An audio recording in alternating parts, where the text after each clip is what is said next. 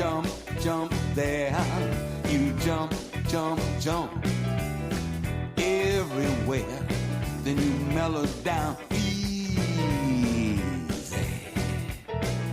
You mellow down easy. You mellow down easy when you really wanna blow your top. You shake, shake here. You shake, shake there. You shake, shake, shake everywhere. Then you mellow down easy. You mellow down easy. You mellow down easy when you really wanna blow your top. You mellow down easy when you really wanna blow your top. I am chairman of the CRA, Community Redevelopment Agency of the City of Tampa, and today's meeting on 7/22/2021 will begin. Councilman Carlson, you have invocation. Thank you, sir. I'd like to welcome Gregory Morgan. He's a broker associate at Smith & Associates. He's also Community Relations Director at Amelie Oil Company. Greg is also president of the nonprofit organization Real Estate Lives, founded by Ron Weaver and a small group of real estate professionals to combat the overwhelming unemployment beginning in 2008 in the real estate industry, helping thousands of people back to work. Over the years following the real estate recovery, Real Estate Lives has widened its scope and now helps all professionals from every industry and background get back to work.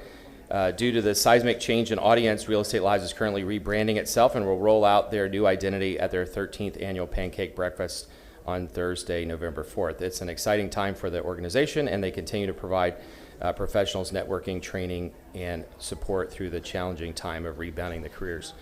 Dealing with the aftermath of 2008 when so many real estate people were out of work, Greg and his team with Ron Weaver just were incredible at helping get people back off the ground and getting them into new careers or back into the real estate industry. So I want to thank him, and if everyone will please stand, Greg will say the prayer, and then we'll do the Pledge of Allegiance. Thank you, Bill, and thank you, Councilman. Thank you, City of Tampa. First, if I could ask that everybody just silence themselves. Breathe deeply. Again. In the stillness, we find the love. Dear Lord, grant us the wisdom and ability to quiet our minds and become still, to relax our thinking, our fears, and anxiety.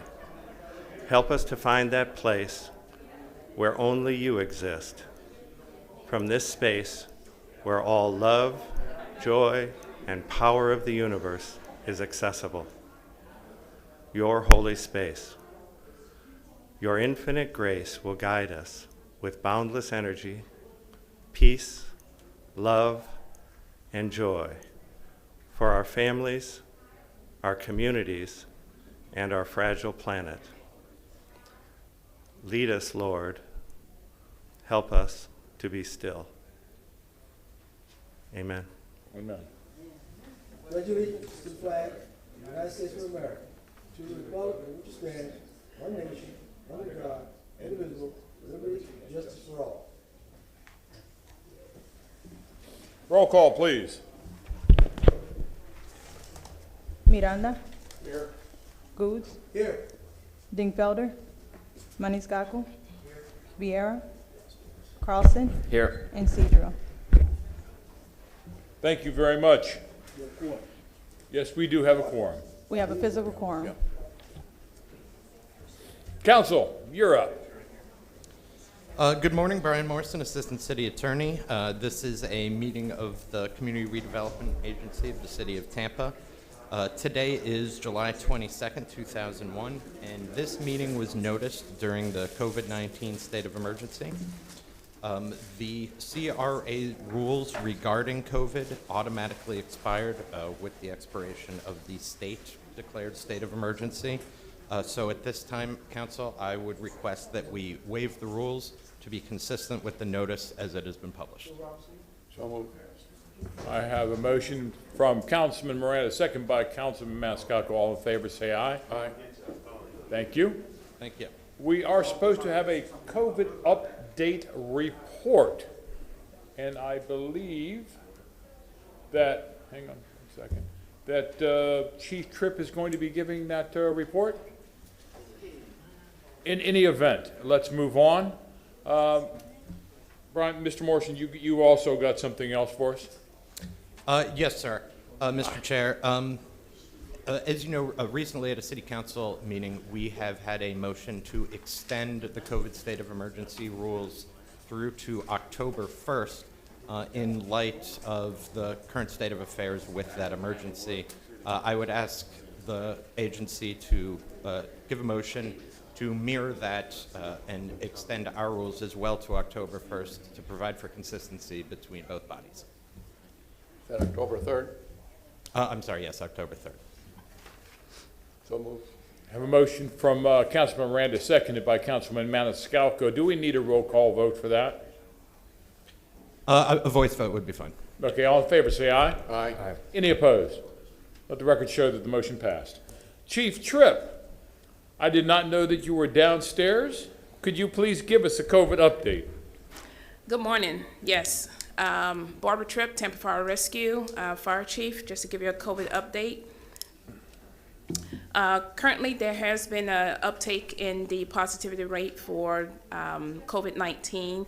A lot of it has been mirrored to some of the individuals that have not been vaccinated. So, of course, we're encouraging the community as well as local partners to make sure everyone get vaccinated. Currently, we have about 51% of individuals that have received at least one dose of the vaccine.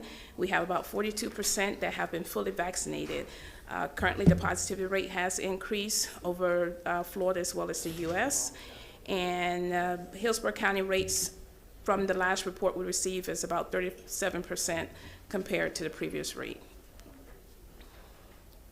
Is there any recommendations from your office, Chief of Staff, or the Mayor's office? We're pretty much recommending that everyone go get vaccinated. I think that's the recommendation of just about everybody. Everyone Any go get questions for vaccinated. Chief Tripp?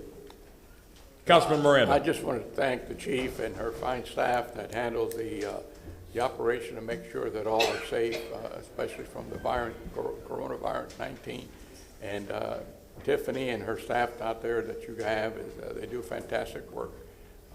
I can tell you from experience that your staff you have handle themselves way above the professionalism that they were instructed to do. They're very kind and they keep track of you, and no one can feel better than when you have a call from someone else asking how you are.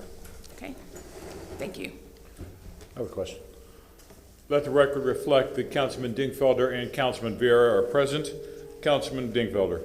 Thank you, Mr. Chairman. Good morning, Chief, Mr. Chairman, Joe. So, Chief, I'm sure you must run into friends, family, what have you, and they say, "Well, I don't want to get that shot," you know, that sort of thing. I mean, I know you're not a doctor, but you're a public safety officer. So give us a little bit more on what your response might be to those folks in terms of our society, not just those individuals. So whenever someone is having doubts or going by some of the myths that's out there about why they should not get vaccinated, I pretty much refer them to the CDC and some of the questions, answers that some of the physicians have forwarded to the fire service to kind of educate them on why they should get the vaccine. And what is the CDC saying in a nutshell? Pretty much saying that the vaccine is safe. It's safe for, actually now it's down to the kids, and 12 years and older should get vaccine. With the vaccine, it has shown that if you do get the virus, your symptoms are milder, less severe than if without having the vaccine. And I apologize for coming in late. You might have spoken to this, but it appears that, I don't know how we are locally, but it appears that nationally we're having some resurgence because of folks not getting the vaccine. Is that correct? Yes, the majority of it is coming from individuals that have not been vaccinated. They have had a couple of cases where individuals that were vaccinated might have received a different variant. Of course, we have the variant D that's out there, but their symptoms have been less and mild. Right. So everybody needs to get their shots, right? Yes, sir. Thank you, ma'am. Any other questions or comments for Chief Tripp? Chief, as always, a pleasure to see you. Thank you for this very, very important update. Okay, thank you. Before we proceed to the first item on our agenda, Councilman, we are going to have two, I'm going to call them walk-ons for now. We're going to have a report from Hart, and we're also going to have a report from the Tampa Museum. Those will be coming after item agenda 3. Thank you, council members. Councilman Goods, you have a commendation. Good morning, gentlemen. It is my distinct pleasure this morning to recognize the gentleman who's been doing fabulous work over in the West Tampa area for many, many years. He is the CAC chairperson. We all know him. We know him when he's rah-rah. We know him when he brings good ideas to. This morning, I'd like to introduce Mr. Joe Robinson. Everyone knows Joe. Everyone knows how Joe fights for community issues. And he's getting ready to term out as the chairperson for the West Tampa CAC, and I thought it would be robbery not to recognize him for the work he's done. Some of the ideas he has fostered, some of the ideas he's brought to me. We've talked behind doors about some things that can make this city grow and make West Tampa grow. There are many issues in our city, especially in some of our marginalized communities. But I can say Joe has always fought with those issues, but he's always come with ideas and solutions, not just to come rah-rah with rhetoric and this and this and that, but come with solutions. And everyone knows I'm a solutionary person. I look at the whole project and I break it down and come back with a solution that's gonna fit everybody, fit that community, and be able to make a great impact. So this morning we'd like to recognize Mr. Joe Robinson for his outstanding work. We have a commendation. Where's Sonia? You know, I always get Sonia to do my special week because she does such a great job, and we get together and write these together. But you know, she really, really brings it home when she writes. So this morning, I'm gonna let Sonia talk a little bit about Mr. Robinson with the award, and I'll let him speak a few moments. Good morning. In grateful appreciation for the countless years of outstanding dedication and service to the community, Tampa City Council is pleased to present this commendation to honor Mr. Joseph Joe Robinson.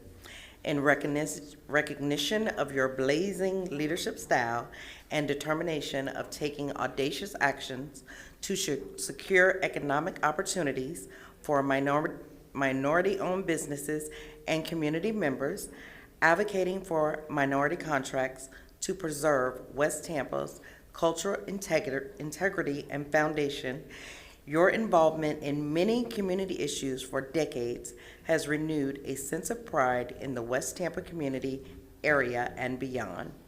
Serving in many capacities as the West Tampa Community Advisory Committee Chair, Vice President of the NAACP, on the county's Charter Review Board, and on the Southwest Florida Water Management District, your efforts to improve the community are truly appreciated.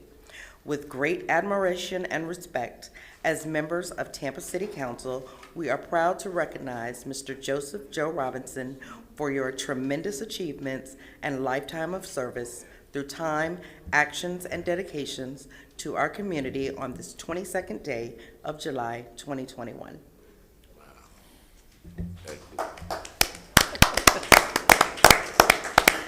Microphone is yours, sir. Wow. Good morning, City Council and Chair and the community. Wow, man, I haven't had an award from the city, I don't think, in 30 years. And I served on the Charter Review Board for the city. But I just want to say this. It don't come easy. There's a lot of giving back and a lot of time. Even some people out there call me the crab in a bucket and I stink and all this nonsense. But one thing I don't do is I don't lie and I don't cheat and I ain't stealing. What I try to do is help the community at all, especially the community of color. And I want to thank City Council. I didn't know y'all knew about all that stuff that I had served on, but I just want to thank you because very rarely do Joe Robinson get recognized in the city. Sometimes I can't get recognized. I do a lot of research and a lot of undercover work that you really won't even know to talk about. But I just want to thank you for this award today. I want to thank Councilman Goods. I remember when he was running and everything, and they just beating him down and trying to run him out of town and this and that. but he stood the ground and he listened. He listened.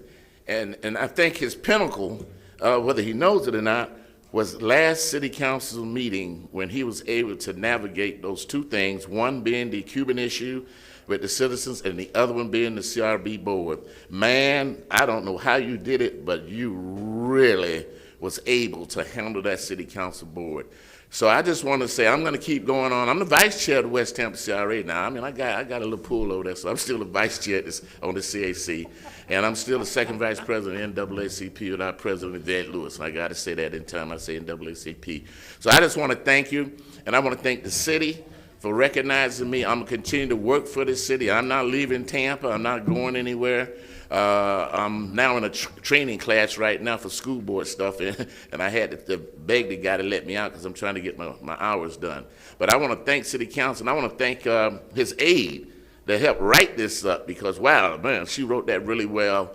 And with that, Mr. Goose and City Council and CRA, include you, Mr. Carson, I just want to thank you guys. And Charlie Miranda and Guido and Vieira and all the guys over there, you too, dang fella. I just want to say thank you to each and every one of y'all. Well, this really was a surprise because I'm sort of tearing up, but it is what it is. Call me what you want. I'm going to do what I got to do to get justice and make sure that people get what they need in this city. And thank you. Council members.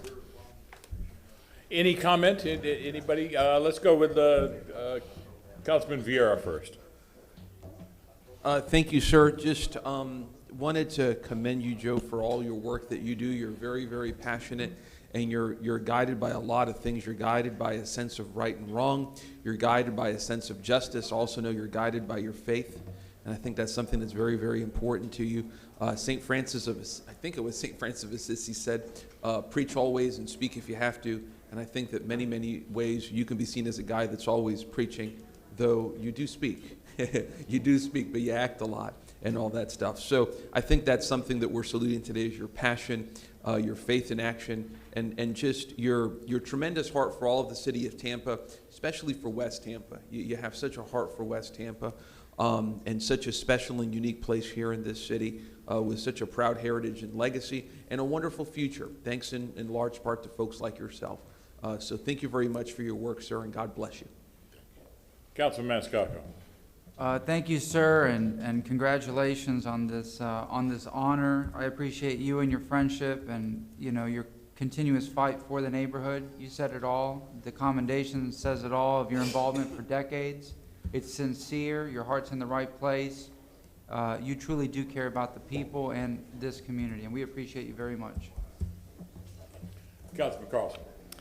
Thank you, and to echo some of the things that have been said, I love campaigning next to you because you always tell it like it is. You're not afraid to say what you think, and in the community, you're not afraid to say what you believe and what you think is going on. I appreciate all of that. We need more people who aren't afraid to speak up, and I so appreciate everything that you've done in West Tampa and in East Tampa and throughout the city. To make sure to hold the city accountable, to hold volunteers accountable, and to get things done. Look at the enormous success that's happened in West Tampa, and I know you've been deeply involved in it in lots of ways, so thank you.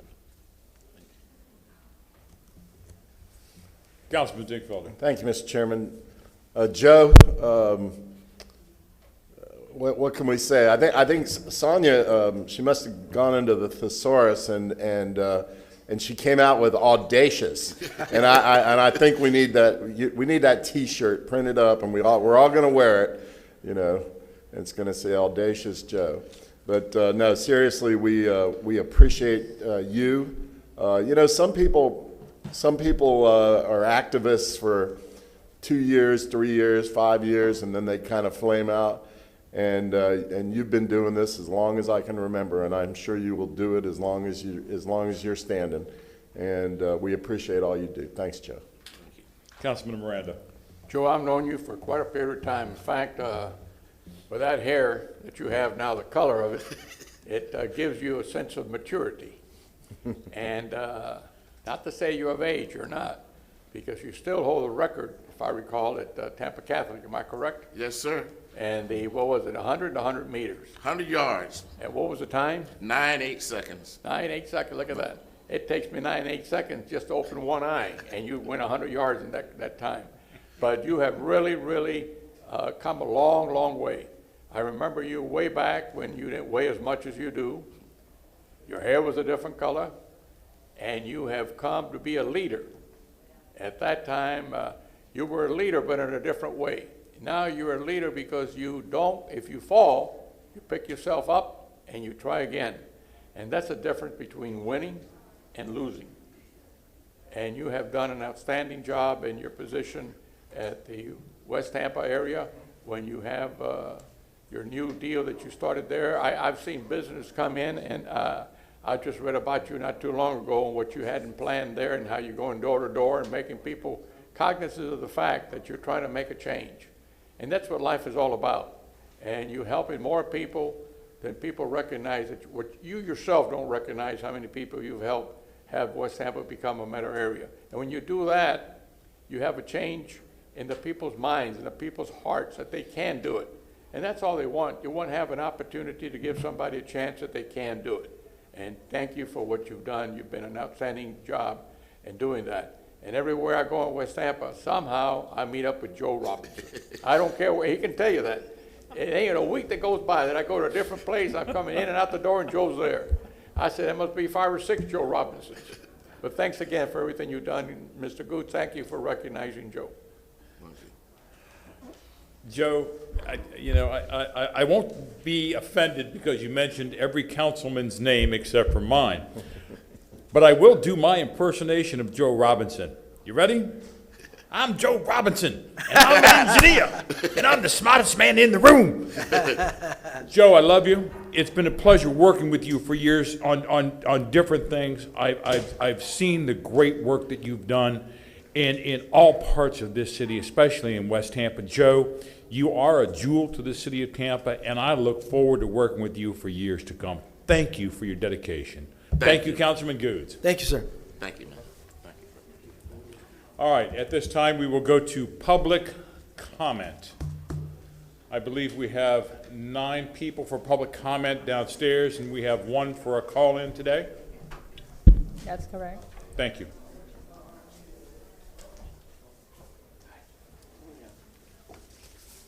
Good morning. Could you please state your name? Good morning. My name is Rod Hatch. I'm at 1013 East Patterson Street. Good morning, City Council. I'm here today on behalf of the Hillsborough River, Tampa Bay, and everybody that's concerned about the environment. The city is spending millions of dollars on contaminants with the PURE project that we can't see, yet doing nothing about the contaminants that we can see. And that would be the litter in the river, in the bay, all over our city streets. Approximately a year ago, I sent every member on council some images. I was going kayaking up to Rowlett Park and driving down Mulberry Street, littered up and down the street. This area right here is the river. When it rains, all that litter goes right into the river. I actually sent you a video as well too. And when I pulled up to Rowlett Park, the first sign I saw also had litter strewn through it as well too. And I thought, you know, what a powerful picture that is, and maybe it can increase some awareness. Then I thought to myself, I wonder how many other Hillsborough River signs we have and how many other signs are strewn with litter as well. This is the sign on the other side of the bridge there at Rowlett Park. Again, litter here as well too, and you can see the Hillsborough River sign. I then went down Florida Avenue. I found the Hillsborough River sign. This is all on the same day. You can see the litter here. Nothing done. Even farther back, there is a grate on Florida Avenue right here. There must be 1,000 bottles of empty pop bottles, styrofoam products in this grate.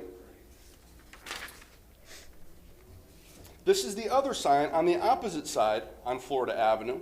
You can see the tower over here. Again, litter, all on the same day. This is on Nebraska Avenue. There's a Hillsborough River sign. Again, litter. The other side on Nebraska Avenue, tons of litter here, right along the river. Then I drove down Sly, and guess what I found? More litter.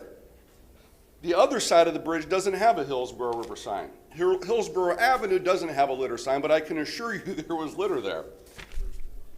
This is MLK. There's a sign up here. Litter all through here. Here's a close-up of the Hillsborough River shopping cart. Here's Columbus. Look at the storm sewer drain. We spend millions of dollars on our storm sewer. Everyone complains about flooding, yet nobody does anything about what blocks our storm sewers. There's no sign on the other side of Columbus Avenue either. I can assure you there's litter there. The following week, I was kayaking the Hillsborough River. That's at Hannah's Whirl, which is an area in Seminole Heights. So I thought I'd drive to downtown Tampa. 30 seconds more, sir. Thank you. I'll stop right there. I think you've seen enough, but the bottom line is we need to increase awareness for litter, and the one way to do that is through fines. It's pretty much an unenforceable fine unless a police officer sees it directly. We have the Florida statute, which is a $150 fine. The city of Tampa doesn't have a fine in Muni Code assigned to it. If I park in a handicap spot, it's a $250 fine, but I can throw a pop bottle out the window, maybe somebody sees me. You know, the whole point of this is we need to increase awareness, and we do that by assessing fines and posting the fines, what's out there. So I hope the City Council does do something to address litter in our city. We all say we care about the environment, yet we can't even clean up our own backyard. Thank you very much for your time today. Mr. Chairman? Thank you very much. Councilman Maniscalco? Mr. Hatch, last week, I made a motion under new business to look at the littering fines and whatnot in the city of Tampa, and we have a report coming up. I'll reach out to you personally. I'll let you know what day that is, so we can put together a robust anti-littering program. I mean, you've shown the proof in all the photographs, you know, between the river and on the side of the road and rights of way and whatnot. So I have, you know, the motion was made last week, and we'll start from there. And I've reached out to the mayor's office via the chief of staff to see about putting together a robust citywide anti-littering program beyond just fines, but like you said, bring awareness and whatnot. So we are starting to work on that, but I'll reach out to you personally and I'll update you with everything. Thank you for your time this morning. Thanks. Yes, sir. One other thing, I don't know if I'm letting a cat out of the bag, sir.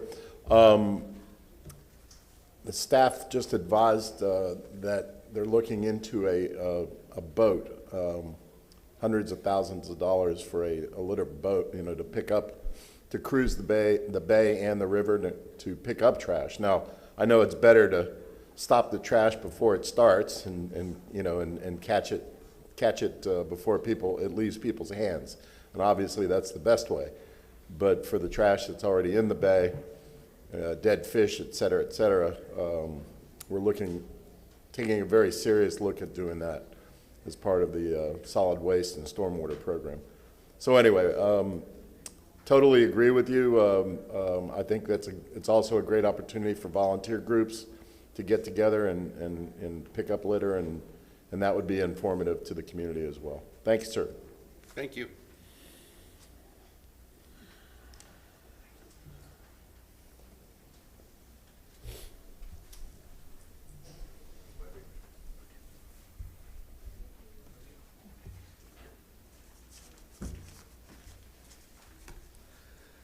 Good morning, Mr. Chairman.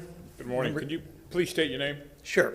My name is Mark Farrell. I live at 210 South 12th Street in the Channel District. I have been a resident there for over 5 years and have invested significantly in restoring a 1923 warehouse into my residence, which has been featured in House Trends magazine. We have a serious problem in our neighborhood. The building at 114 South 12th Street was purchased 5 months ago, and a CrossFit gym was opened 3 months ago without one single permit from the city, not one. And still today, not one. And they've been operating for 3 months. We have clear evidence that they knew of the extensive permit requirements because they asked the architect next door to draw it up for them, but they decided not to open because they said they're just too onerous. They completed unauthorized construction throughout the building. Additionally, when they started operating with CrossFit, they started dropping barbell weights on the concrete floor starting at 6:30 a.m., 6 days a week. Our homes and businesses shake from the vibration and noise associated with dropping 200-pound plus weights on the concrete floor. They also played booming music out their garage doors to the street, and the complaints from residences and businesses across the street on Victory Lost, across the street, have been numerous. The city police have been called over 7 times to date for noise violations. The city has recently cited them for unauthorized construction and operating without a change of use permit, but they keep on operating and causing the same damage.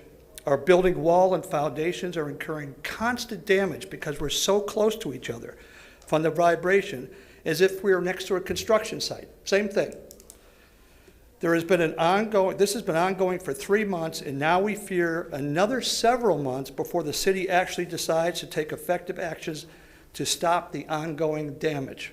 Specifically, the reason they did not apply for permits because they cannot meet the city and state fire code for a gymnasium. And they have serious electrical, plumbing, ADA, and noise violations, which would be costly, and that's why they won't apply.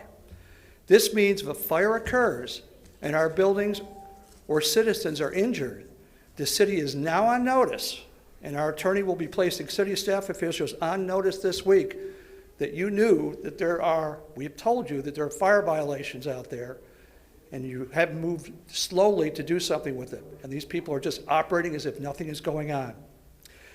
You will next hear about a loss of rental revenue, people moving out, depreciated property value, and loss of pleasurable living from weights pounding on the concrete floor and loud music starting at 6 a.m. Thank you very much, sir. We done? Yes, sir. If I may. Yes, Mr. Councilman Farrell. Miranda. Sir? Excuse me, Mr. Farrell? Mr. Farrell. Mr. Farrell, I need the address of that building because I think the owner's the ones that's going to be responsible. If they don't own it, whoever the owner's leasing it to, the owner's the ones. The owner is the father of the young man who owns it. The address, Councilman, is 114 South 12th Street. Okay, 114 South 12th Street. Yes, sir. All right, thank you very much. Thank you, sir. Councilman Goods.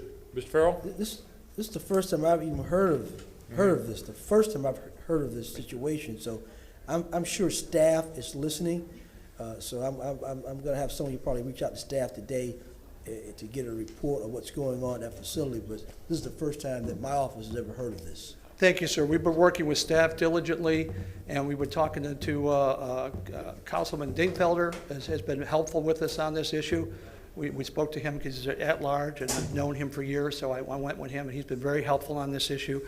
Okay. And again, people, I ask you, just think, every morning, including this morning, I woke up at 6:30 with my headboard pounding against my wall and my lamps in my room shaking. Mr. Miranda just left the building, so I know where he's going. So we thank you, sir, for your comment. Thank you, sir.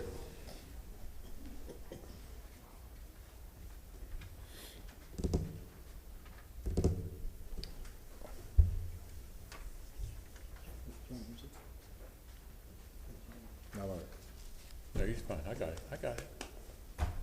Yes, ma'am. Please state your name. Hi, my name is Cindy Nickerson. I own the property at 108 through 112 South 12th Street.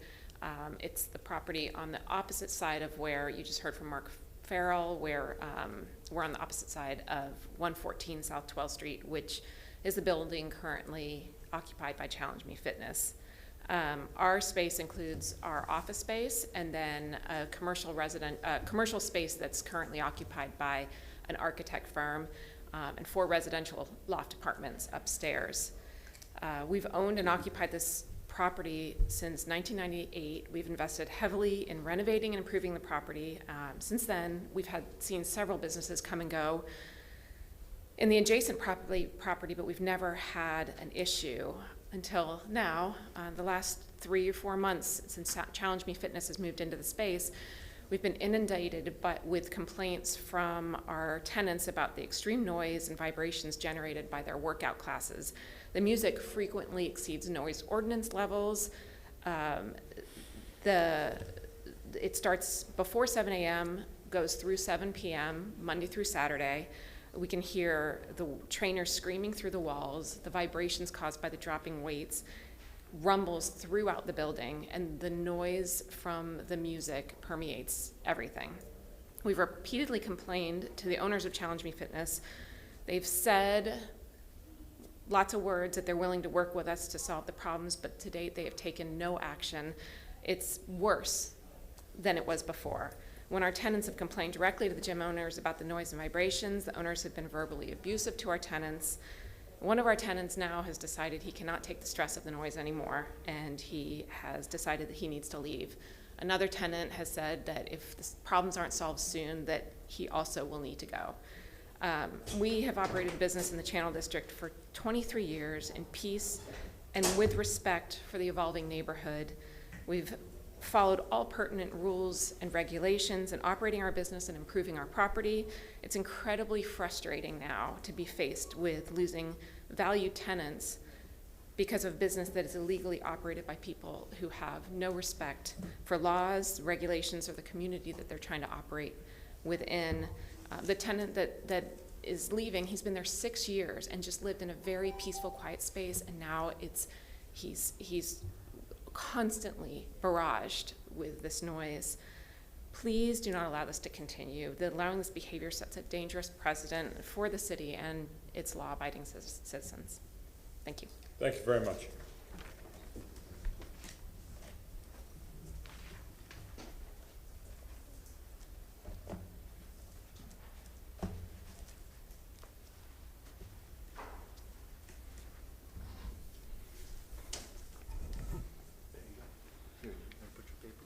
Okay.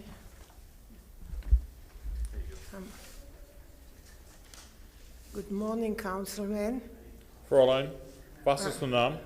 Here I'm in front of you again. Ma'am? And I need you. Ma'am, can you please state your name? Malka Isaac, and I'm the owner of the Tampa Allen Hotel on 214 Tyler Street, Tampa, Florida. Thank you.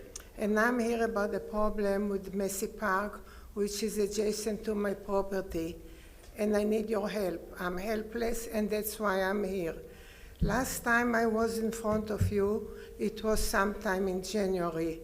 And on February 4, the agreement between me and the city council and the city of Tampa was executed. The first page shows the date of February 4, and the last page shows the signature of all parties.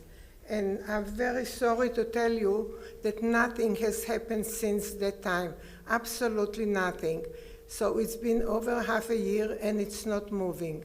And construction costs are going up, I'm unhappy, the area residents are happy, and I need your help to do something so the park department moves the project forward. I have a letter from my architect that says that this redesign could be done in 30 days, and there has been half a year.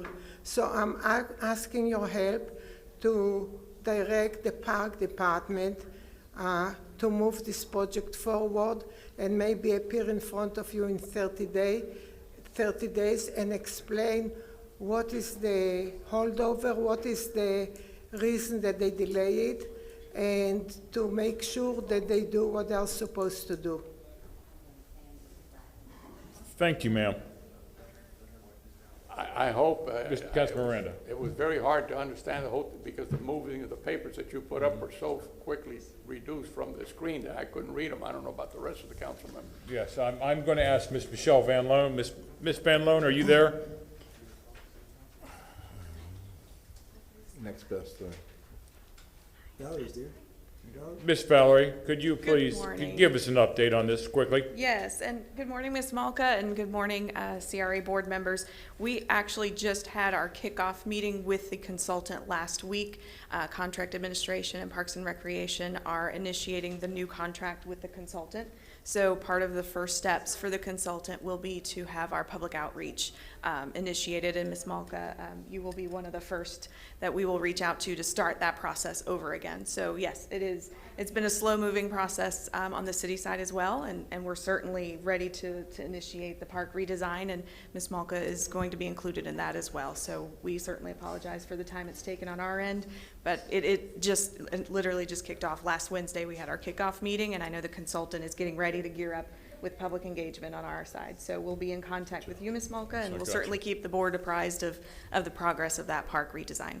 Councilman Are Miranda. you saying that there's going to be a resolution to the end, that something's going to happen here? And can you give us a timetable? This has been going on for a long time. I was 12 when it started.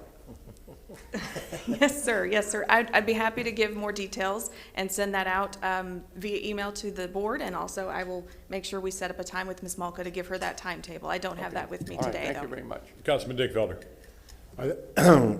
You know, in all of life, communication is the key. So Valerie, please make sure that that Ms. Isaac has your information and vice versa, so you guys can stay in touch better, and I'm sure we can get this moving along a little quicker.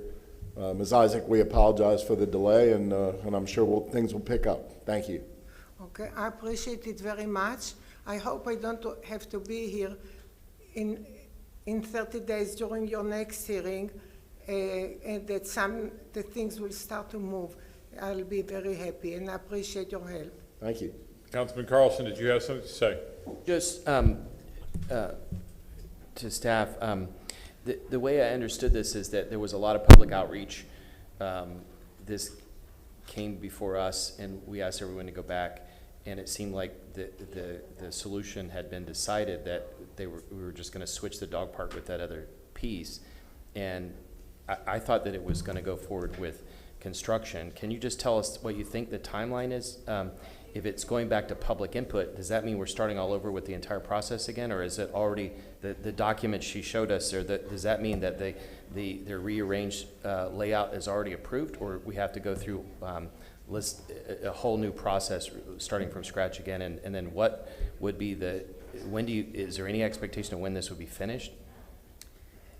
Again, I don't have the timeline for an expectation for it to be completed because the redesign does require public outreach. So the concept is to move the dog park from its original designation. It's not just to accept the new layout, it's to go back out to the community and get that public input.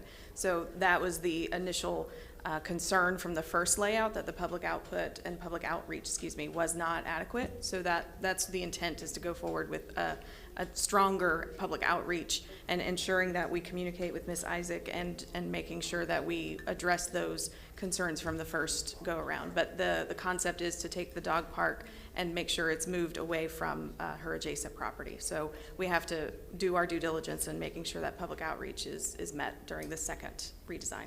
Again, if I may, Mr. Chairman, I remember this now vividly. Mr. Carlton brought it to my mind quickly. This park has been moved one time. The neighbors did one on their side, she didn't one on her side. So where's the dog park going to be, in somebody else's land? No, sir, it'll certainly be within the park Well, I'm boundaries. not trying to be funny or anything, but it's been going on way too long, not only for herself, but for the neighbors to the north of her. And this has got to end sooner or later. I agree. Thank you. We'll do our best to provide an update. I just have one question. How much work has been done on your building? I can't do any work on my building because I don't know until the dog park is moved. I don't know, the architect does not know how to design it. I thought you had contracts with the restaurateur, and that's the reason why you were asking for the change in the dog park.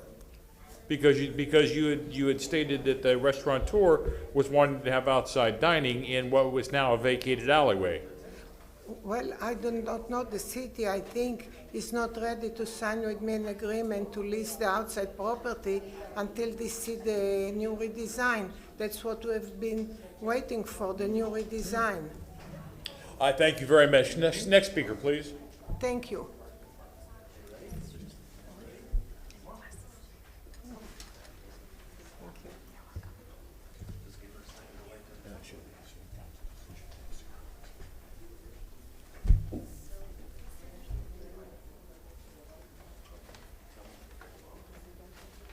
Good morning.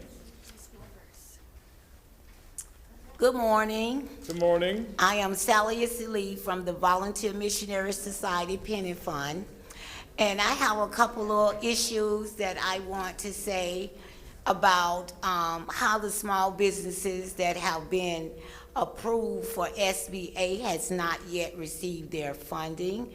And I don't know why, and you write and write, and you still don't, you get the same answer, wait. And also about the saving of Robert Saunders. And I don't see nothing wrong with that library. It's in a historic district, and it's a great, well-built place. Why does that have to be torn down in order to say redevelopment and get rid of everything that represents black people in a historic district? And I had my homeless housing program there for 2 years, and they had an outstanding staff, and there's a lot of roots in that library. And I just wonder, is the African American and all the other communities gonna tear down a perfect good structure? And why? Why be so mean and get rid of the stuff in a historic district and call it redevelopment? I think enough. If somebody need to step up, all the black churches and professional pros and everything, and save this library. And I just wonder one more thing. How many plagues does God have to send before they do right by his people? And they should just recognize what's going on. And it's all because of the injustice. Thank you. My granddaughter would like to speak how she's been treated in her school as a student with honor rolls trying to flunk her. And I've never seen an attitude like these people, Miss Forbes at Excelsior Prep School. She just out for my daughter doing all kind of mean things to my granddaughter, and she would like to speak on that.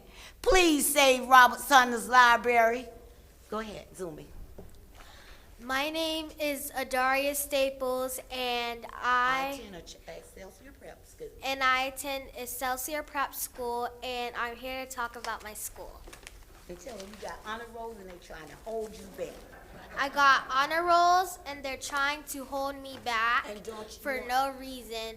I wonder if it's an honor roll or detained. Because, like, if I get an honor roll, I wonder if which one is it, and they're trying to hold me back from going to 4th grade. And that's not gonna happen because I wanna know if anybody can help you. If anybody could help me. And you don't want to be held back in 4th grade and behind in your life. You want to move forward and be a success. I want to move forward and be a success. I want to go on each grade higher and higher until I get to the 12th grade. I want to go on to 4th grade, 5th grade, 6th grade, 7th grade, then 8th grade, and 9th grade, all the way up to 12th grade. I am a really smart, genius girl. That's all I work in this pink folder. During the COVID, and you write all my lists for me, and you've even sit here and read the city council agenda. And you deserve your honor and move forward as a student of tomorrow. Yes, and I will be moving forward, and I will be going to 4th grade. This is your book you made during COVID?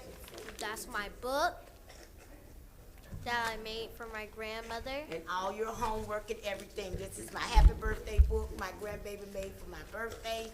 Yes. She is very smart and very obedient and an humble good child. And she deserved to move on. And she believes in God too. All her work. She's a very good, talented student who's looking forward to move ahead. This is her book. She made up all herself on her own. And she deserved to go forward, not backwards. And that is what's gonna stop the prison, the pipeline. If we stop treating our kids all kind of ways, like only one child in this classroom could get a motivational certificate. And that's unfair. And that is unfair to our kids. Something has to be done. If we want our kids to excel and be all they can be, we got to give them that motivation when they learn while they're young, and let them know that we really care as parents about them. And it's not all about taking away from them everything that's motivational. And if we want better students, we have to give them better in the school. Thank you. I can tell that she is a brilliant young lady because Mama and Grandma have taught her well. Young lady, what school do you go to? Excelsior Prep Charter School. Okay, I thank you very much. Thank you both for coming down here. Yes, sir. And we will talk to you in the future. And Thank Mr. you. Chair, if I may. Ma'am? Hold on one second. Ma'am? Yes, Councilman Vieira? I would ask if I may, and I'm not doing this to get at a CRA, but I wanted to talk to your granddaughter, if I may. I'll be on the second floor, not taking up council's time, but just, I'll go to the second floor, if I may. Thank you. Y'all just So- hang out there for a minute. Councilman Vieira wants to talk to you. Thank you. Next speaker, please. Thank you very much.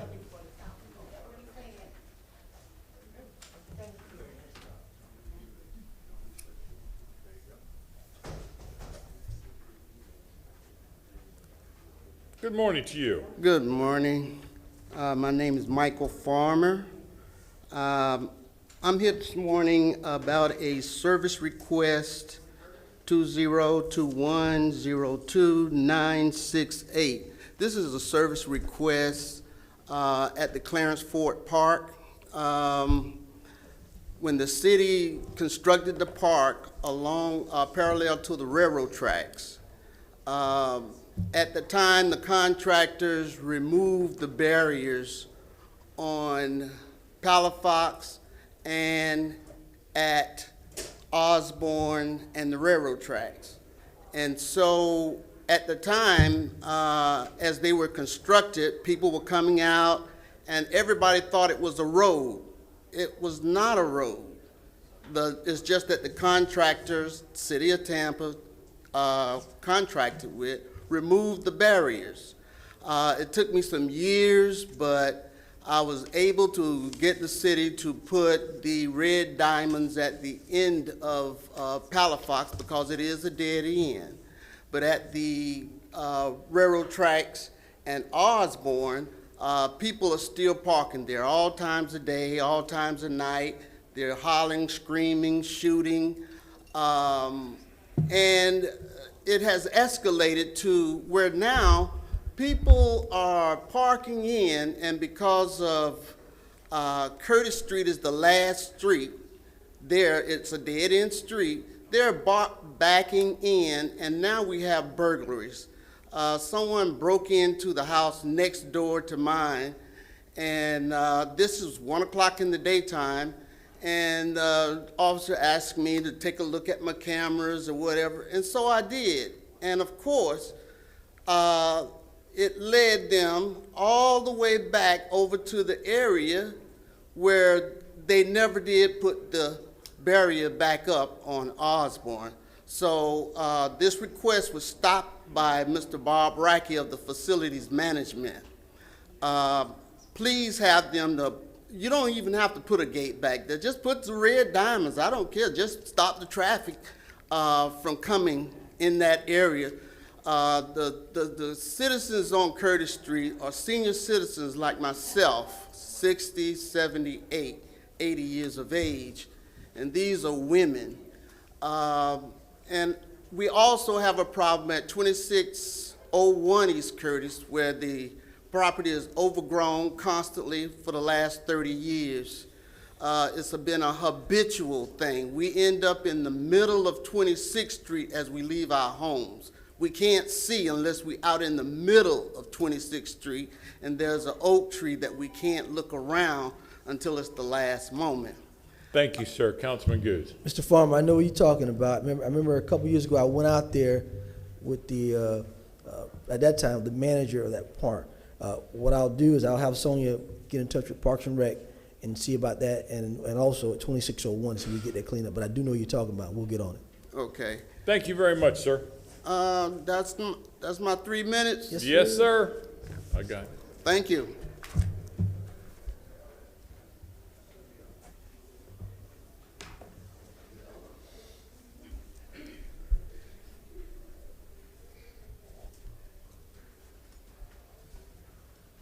Good morning, Ms. Burton. Good morning, council. This morning, Ms. Burton, for the record, could you just please state your name? yes, sir, you threw me off, Connie Burton. I'm here in rise of item number 18, the proposal for the East Tampa CRA residential roof and exterior improvement program. And the reason why this is such a passion, and hopefully it will move this morning, without a lot of, say, with a lot of support, is because it is almost mirroring that which the city does in its rehab program. This will be an exterior proposal. We know that the city is heavily invested in an owner-occupied rehab program, along with the county, where they have also submitted $1.5 million specifically to assist East Tampa in their owner-occupied program. And so what we are doing now with the wonderful board is listening to the voice of the community.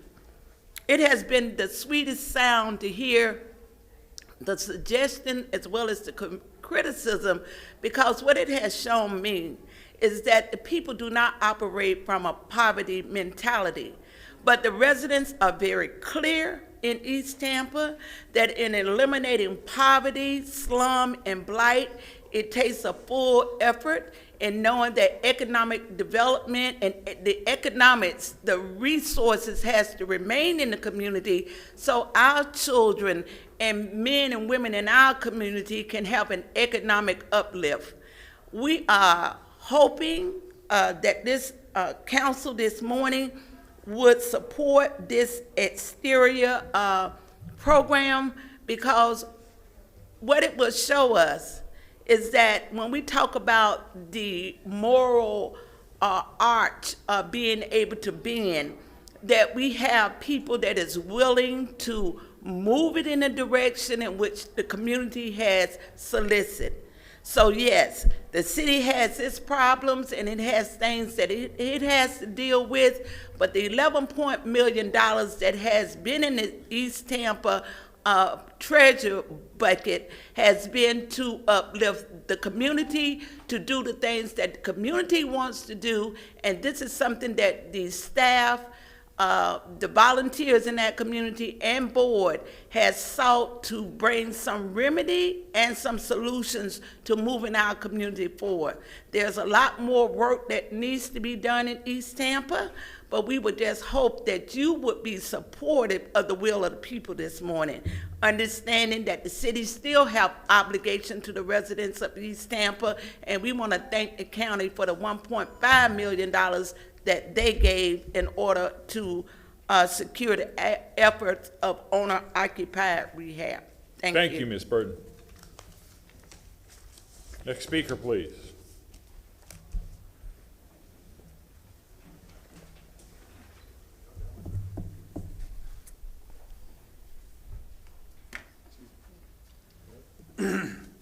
Good morning, Mr. Chair and council members.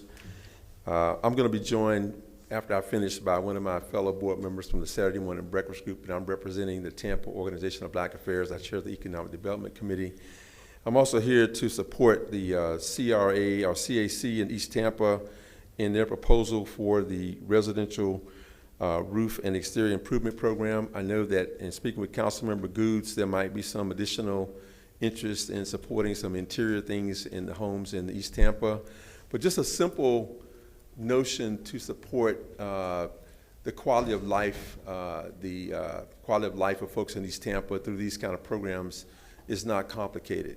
Finding the path to make some of these things a reality for people in East Tampa in that geographic area of that tax increment financing district in that CRA is just not that complicated.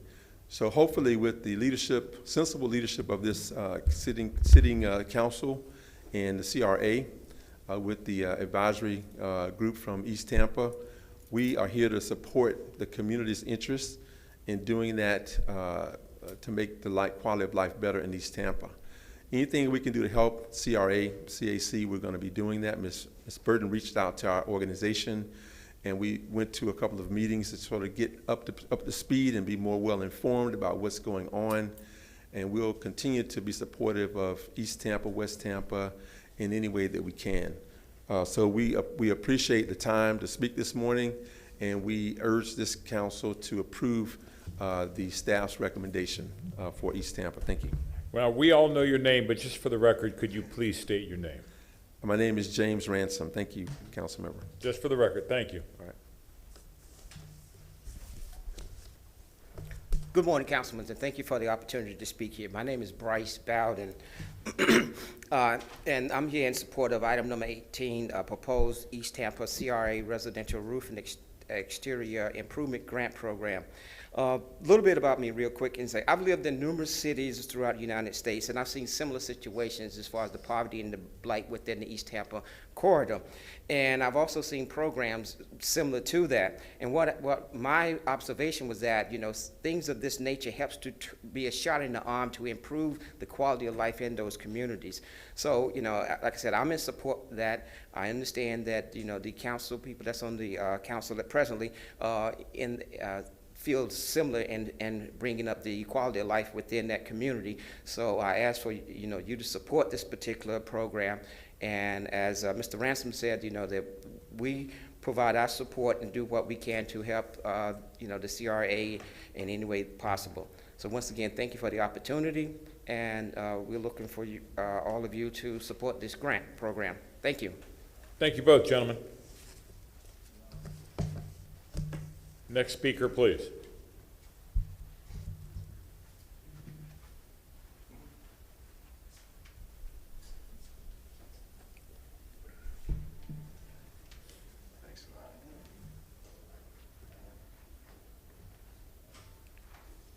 Uhuru Menteznat. Uhuru means freedom in Swahili. And we say we as African people should always be thinking about our freedom no matter what we're doing. And that's why I'm here every Thursday that's possible, that God made possible for me to be here, to represent our people, to represent our community, to represent humanity. And in many instances, people don't like the way you come at them. They're harsh to you. They're offensive to you, and when you offend back, they can't stand it. You know, like they say, if you can't stand the heat, get out the kitchen, all right? The fact of the matter is, I've said for over 30 years that this city council, this city government, this city leadership is insensitive to African people's needs, very insensitive. They look down on us, they treat us the same way when they brought us on slave ships from Africa. Nothing has changed from that. And what the indication in that is, you see last week or week before last, there's a situation going on in Cuba, and this city council was so fast to get on the bandwagons, one to do resolutions, one to do whatsoever they want to do to address that situation, to address the blockade. They don't want to address the blockade that's been in place for 62 years. They want to address that a few dissidents or a few whosoever reactionaries want to resist their government in Cuba. But this same city government, these same people that's putting forth those acknowledgments, can't put forth anything to remove over 600,000 bicycle stops against African people right here in this city. And that's so racist. It's so racially motivated. It's so hateful that the fact that the needs of this city, the needs of 26% of this population can't be met. And I think the kid said it very good earlier in the statements, words coming from the mouth of little children and how African people are treated. So imagine we're being treated like that from children all the way into adulthood, and we have to struggle through that all our lives. Offended all our lives, humiliated all our lives. That have to change. We have to call, our city representative have to call for the removal of these 600,000 bicycle stops off of our people's record. Thank you. Thank you.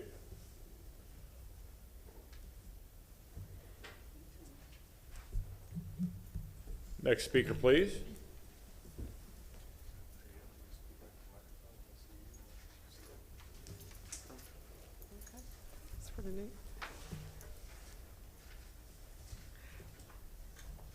Good morning, Council. My name is Robin Lockett. Excuse me. My name is Robin Lockett, and I am here to speak on behalf of the East Tampa CRA Residential Roof and Exterior Improvement Program. We are in support of this proposal, recognizing all of the needs of East Tampa. This would be a great effort and start in assisting the community. With everything that's going on in East Tampa, on top of it being Blythe, the disparity and so forth, there's new insurance guidelines that take a part in this. Now the insurance guidelines with life expectancies of roofs is 10 years versus the 30 years.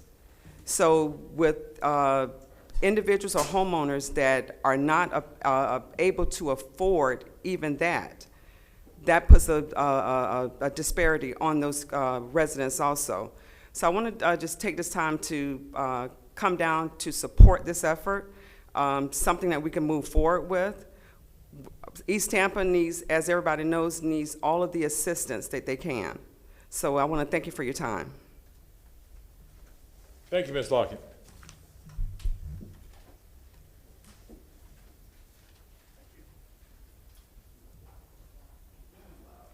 Next speaker. Good morning, Council. My name is Denise Pate. I am the CRA Housing Chair, and I'm here today to speak about the Residential Roof and Exterior Grant Program. Within East Tampa boundaries, there are a large number of homes that are suffering from deferred maintenance. This program will help assist low to moderate homeowners who are financially unable to make the necessary repairs on the exterior, including their roof replacement, painting, windows, fencing, ADA assessment, accessibility improvements, landscaping, and debris removal in an effort to bring their homes into compliance with the City of Tampa's Florida Building Code. The program is important because this program will strive to sustain the quality of life in the community, preserving the existing housing stock in our neighborhoods. It will beautify and uplift the neighborhoods and provide employment opportunities to local contractors. It's also important to address this issue now. There is a law with the insurance that if your roof is over 10 years old, you cannot obtain homeowners insurance. We know that a lot of our homes have roofs that are much older than 10 years old, so they are not able to obtain homeowners insurance, which is vital to the existence of our community. So the intent of the program is to assist low to moderate income homeowners within the CRA boundaries that need health, safety, and deferred exterior maintenance repairs. And we're hoping that you will approve this proposal as written today in an effort to help those citizens that are in need of roofs and exterior replacements. Thank you. Thank you very much.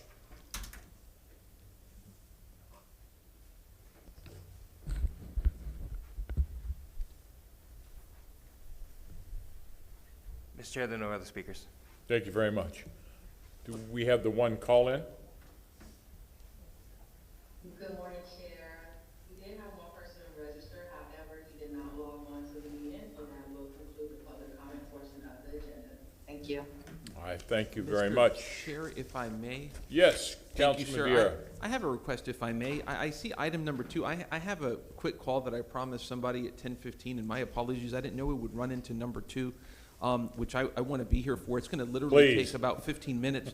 Yeah, I think everybody Please. wants to be here. So may we, if I may, do 3 and 4, and then I'll be back in 10 or 15 minutes for number 2? Yes, I think the I don't reason wanna- why this was back was because we had a 3-3 tie last time. I So, know. Ms. That's Van Loon, why. Ms. Van Thank Loon, you. can we go ahead and move on to item agenda number 3 and then come back for number 2?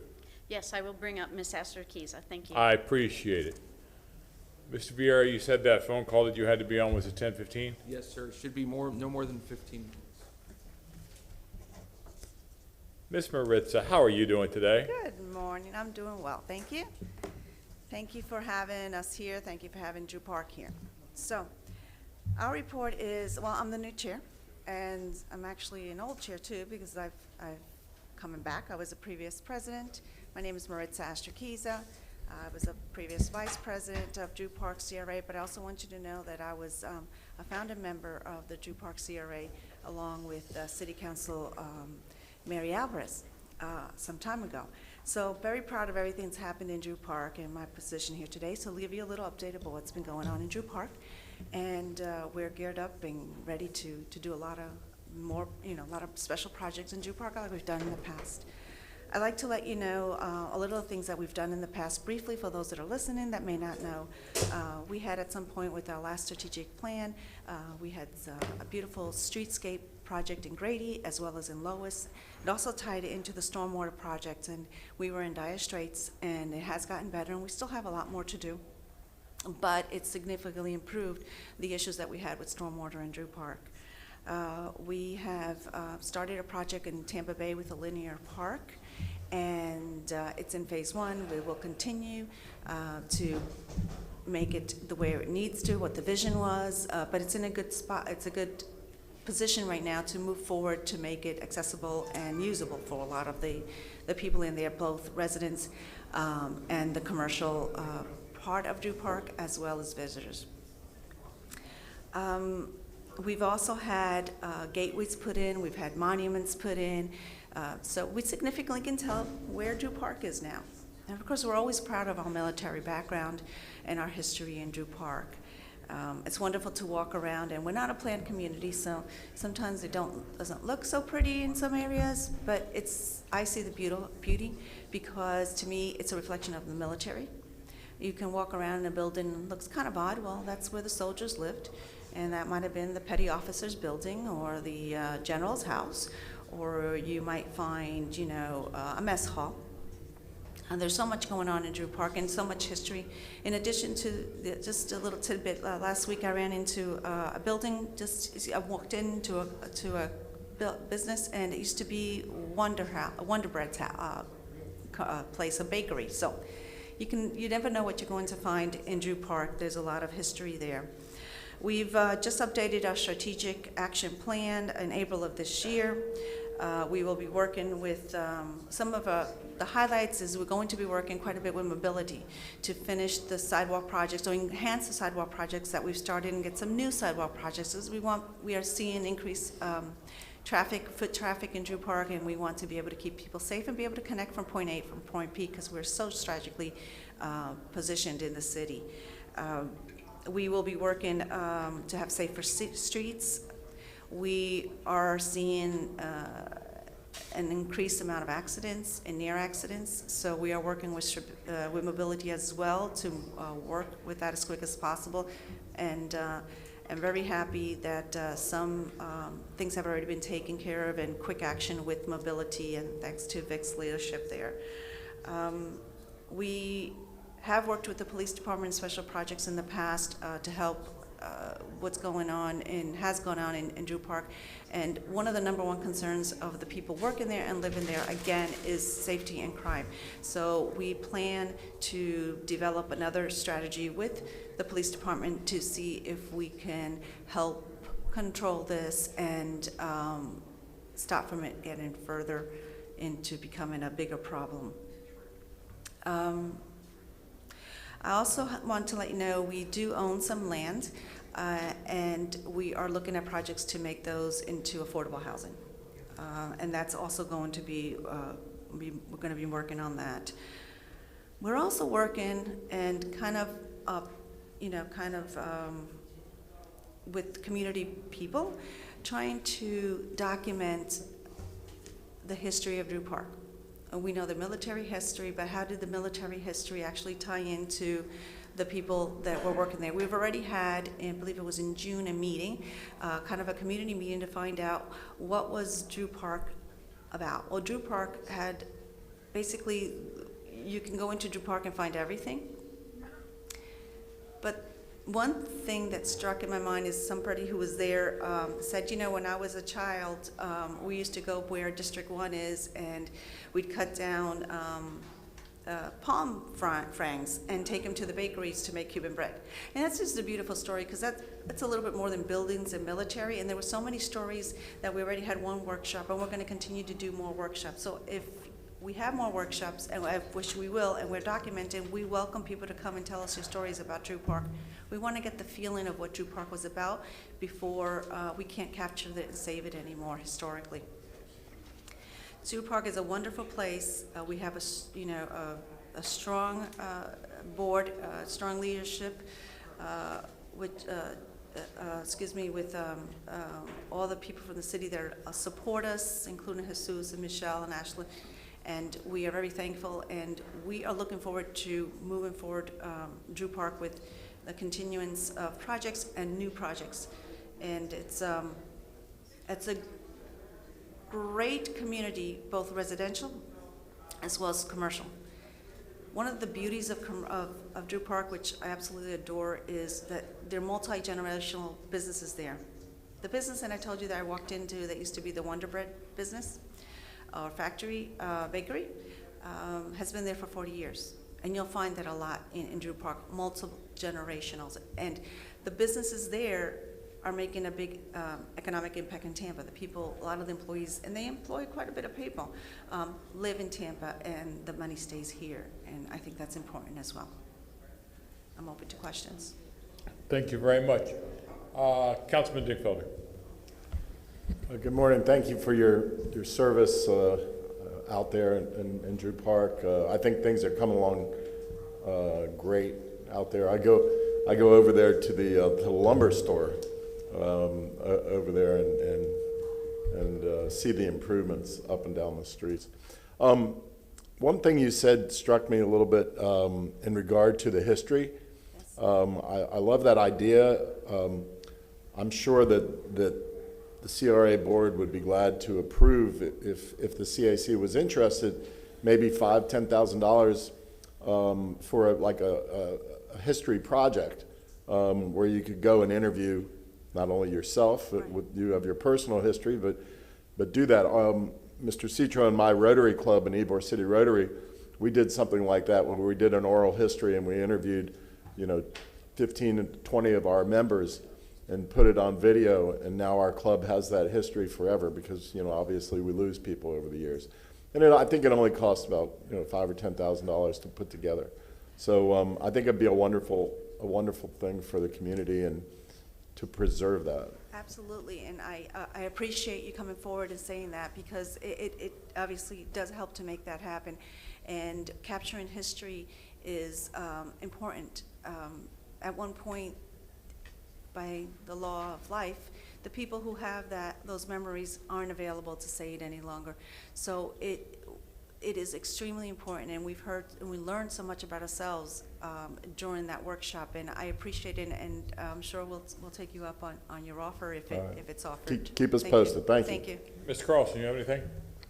Councilman Goods? No, sir. Councilman Miranda? Maritza, thank you very much. I really appreciate what you've done in the past there when you were the leader of the Drew Park CRA. You're there again. Thanks to your members and to your board. And Drew Park has certainly changed, and it didn't change by itself. It changed because yourself and the board and the members of your committee really worked hard some 10, 15 years ago to start the ball rolling, and it made a very, very vast difference. You can look at the Lois Avenue and the Grady Street, and it really has made a big change in the appearance of Drew Park, the ambience of the eye. When you go to a restaurant, you eat with your mouth, but you really taste with your eye. When you look at it, if it's a wood presentation, you say, I like this. The same thing with the neighborhood. If you drive through it and it looks nice, you say, oh, I like this. And then you show an interest. And that's what is becoming in Drew Park in many instances. And again, thank you for what you've done there. And hopefully this year we can have the largest Conga Caliente ever. Because now all those band members have to have their instruments in tune because they had to wait another year, and all those dancers and I see out there and everything else. And it's an event where it tells about everybody, and everybody's having fun, and it's the highest priced thing in the world to have because it's for free.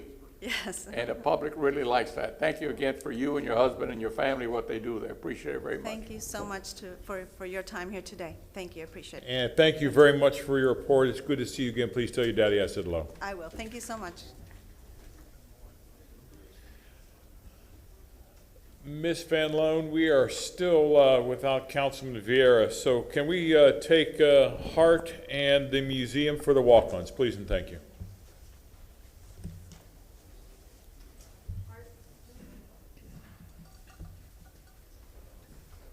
Good morning, CRA Board, Michelle Van Loan. Do we have Michael English on the call? Ms. Van Loan, excuse me one second, I still need a motion to accept these walk-ons. Okay. Second. We have a motion made by Councilman Maniscalco, seconded by Councilman Goods. All in favor? Aye. Let the record show that the motion did pass. Good morning again. Do we have Mr. English on the phone? Did he call in? Please. Yes, Mr. English is on the line. He just needs to unmute himself and turn on his video. So we have Mr. English on the line. He would like to introduce the team that will be doing the Hart presentation as the chair of the Streetcar Historic Board. Good morning, Mr. English.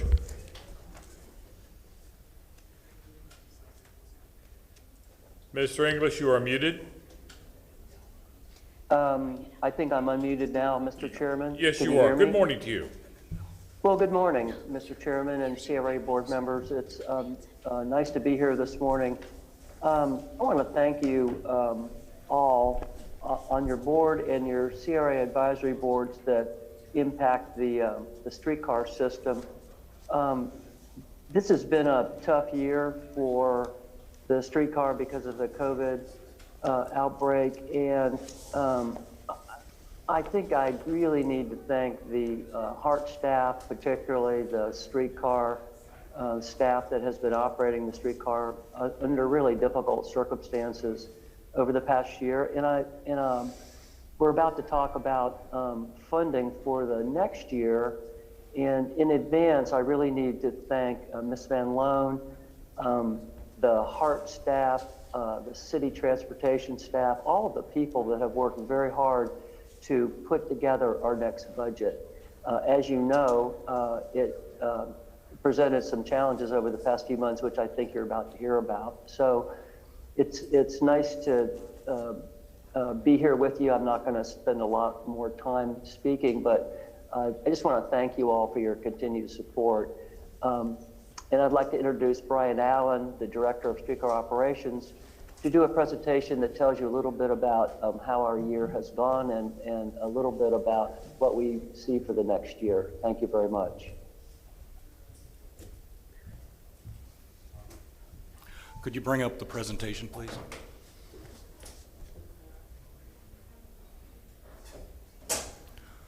Okay, I'm Brian Allen. I'm here to present the annual streetcar report for 2021. As many of you probably know, in October of 2018, through an FDOT grant, we went free fares and also extended our service and increased our frequency. Normally, before this, streetcar service would have started around 11 a.m. We now start in the morning so we can better help move people into the downtown. This has been widely accepted by everyone, and our ridership started to boom almost instantly.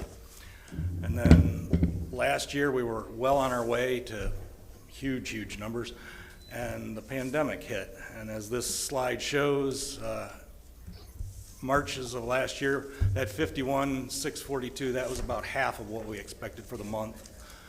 April was our lowest ever. Since that time, our ridership has continued to increase, and this last March we actually started to achieve pre-pandemic levels. So it's really great that our ridership's returning. We're very happy with that. And what's incredible about this is that not everybody's working yet. Everybody's still working from home. So we expect to see more and more in fiscal year 2022. This is a breakdown of our funding sources and our expenditures. The operational contract, there you see the biggest portion. That is actually the streetcar operating budget. And then, of course, the next biggest piece is our insurance for the CSX crossing, and then the expenses for our THS board. Over the last year and a half, we've had two big projects happening. We're rebuilding 4 of the streetcars. The pictures you see there are of 428, which was rebuilt and returned earlier this spring. We're expecting 432 back in 2 weeks, and the other 2 will be, one will be in the fall, and then the other one will come back in the winter of next year. And we're also doing a tie replacement project. There's about a third of the railroad has wood ties in it, which would be conventional railroad construction. These ties are now 20 years old, so they were coming up on their end of life. We've been, for over the last 2 years, been working on replacing these ties. This section is just north of the Cumberland Circle. And the next piece we'll do this year is this little section there by our York Station. We're doing this section because it'll finish out all the track work that is along where they're redeveloping Channel Side. And so when they put the new crosswalks in and everything, we won't have to come back years later and take those out to replace the ties. And I also want to say that both these projects, the streetcar rebuild and the tie replacement project, are paid for with federal grants that did not require any local match. And then this slide shows the route of the new, or the extension. This is a city project that we're working with in conjunction with the city. And we have the following timeline, but of course that's been a little impacted by the All Aboard for Transportation tax not passing. And finally, thanks to the Super Bowl, the streetcar system achieved some national notoriety. We were featured prominently in a lot of the advertising for the NHL, and we had quite a few networks that did spots on our streetcar. So that concludes my presentation. Does anybody have any questions for me? Any questions? Councilman Maniscalco. It's a comment. 2020 was, was a year of circumstances really beyond our control. So we really, I know we have to factor in the numbers, but we can't base, a decrease in ridership on that because of COVID, because of the situation at hand. But if you look at the numbers overall, especially since receiving the grant money for the fare-free trips on the streetcar, we've seen significant increase in ridership. Every time I'm on the streetcar, it's full. It's usually to maximum capacity. Some local people, a lot of tourists, a lot of people that are here from out of town for whatever reason. But I think people have embraced it. We see that again in the numbers in the ridership, and I'm glad to see that. It's always full of people that are using it because we have many reasons to use it, many stops along the way, from downtown all the way to Ybor City. And of course, I hope that, one day we will expand it into the Heights and beyond, because I think people will certainly utilize it, especially local residents, again, with everything that's happening along that streetcar track and, proposed extensions. So that's it. Thank you. Councilman Dingfelder.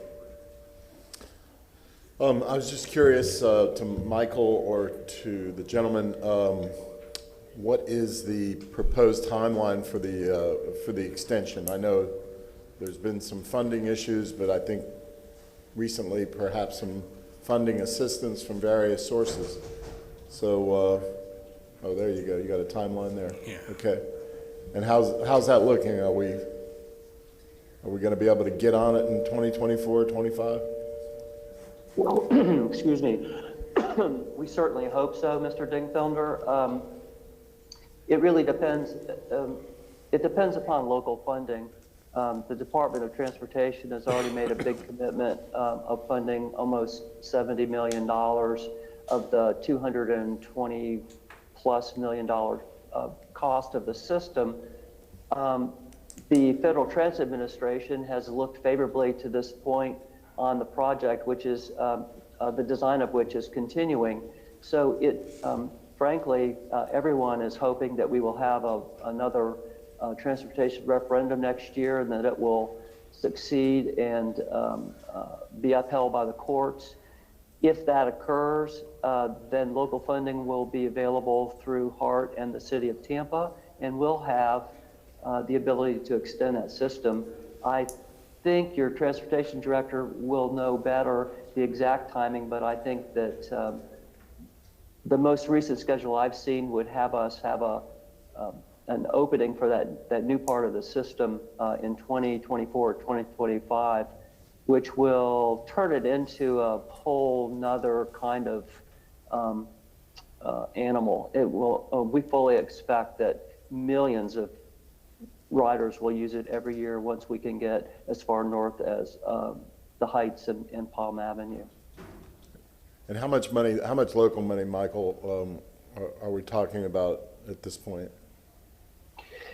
The last budget I saw assumes that HART will be required to put in, I think, about $40 million, and the city about $15 million, and that becomes the local match, along with the funds from the State Department of Transportation and the Federal Transit Administration.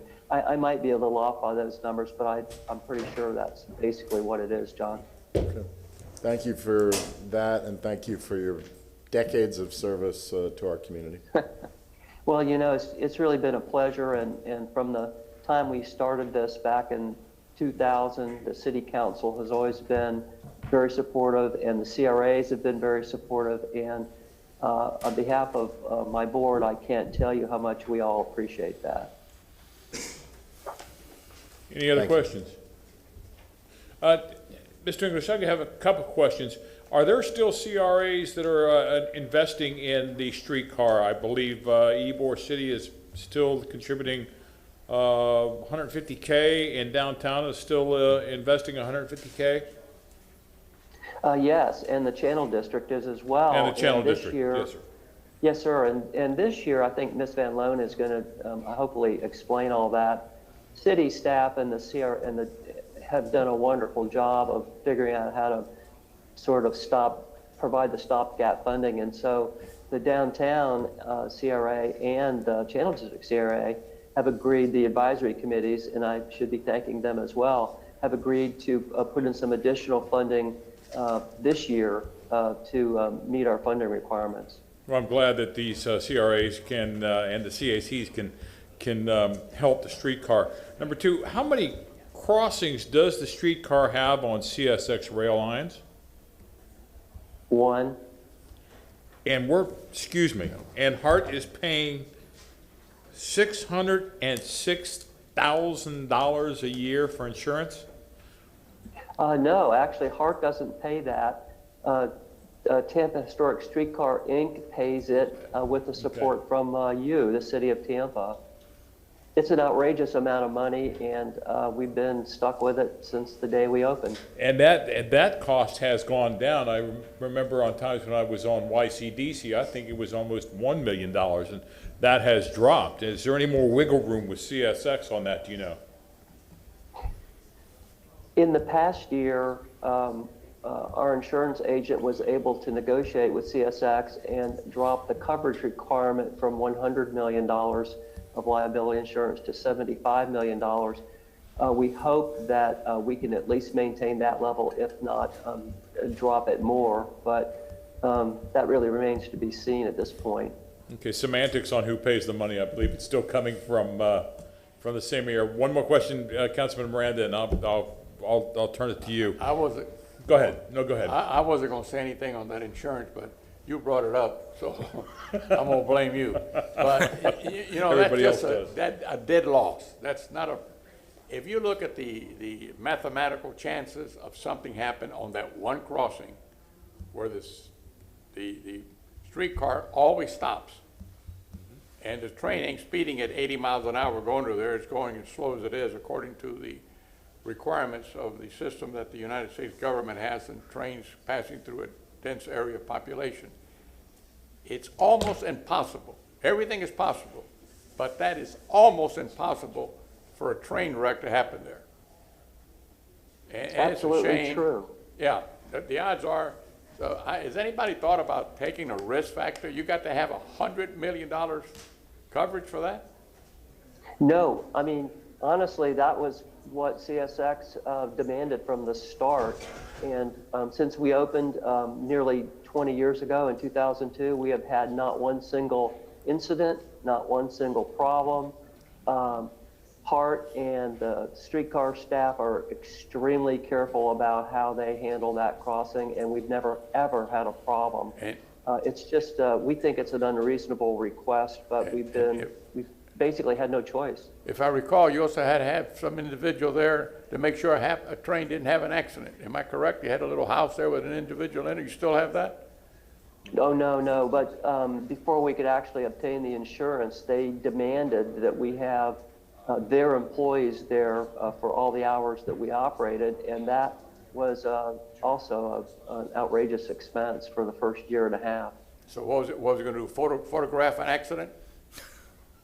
I still to this day. I mean, I'm not never trying to be understand funny, what but it's these guys would ridiculous. It do really it. is. Yeah.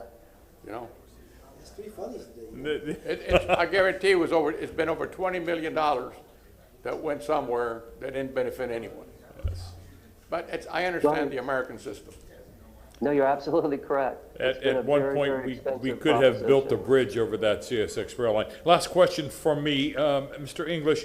The new vehicles that are proposed for the streetcar when the extension comes, are they going to be able to be housed in the current streetcar barn down in Ybor City? Do you know? Yes, yes, they are. That building may require some modification, but the plan today is that it can be modified to accommodate the new cars. Perfect. Mr. English, thank you very much. Do you have any more comments that you or your staff would like to make? I don't. I just want to, again, thank you. You all have been great, and we really appreciate it very much. Mike, as always, good to see you again, my friend. It's a pleasure. Thank you.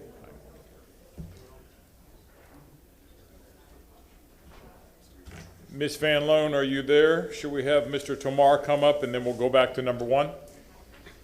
Okay, if you promise that you'll remember everything he says, because my report sort of follows his.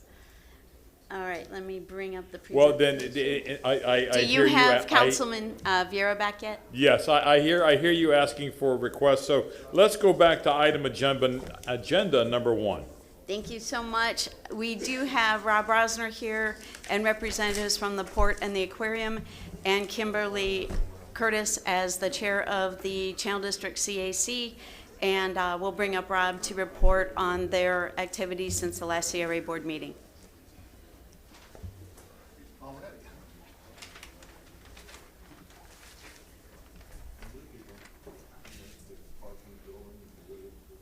Councilman. Good morning, Mr. Roger.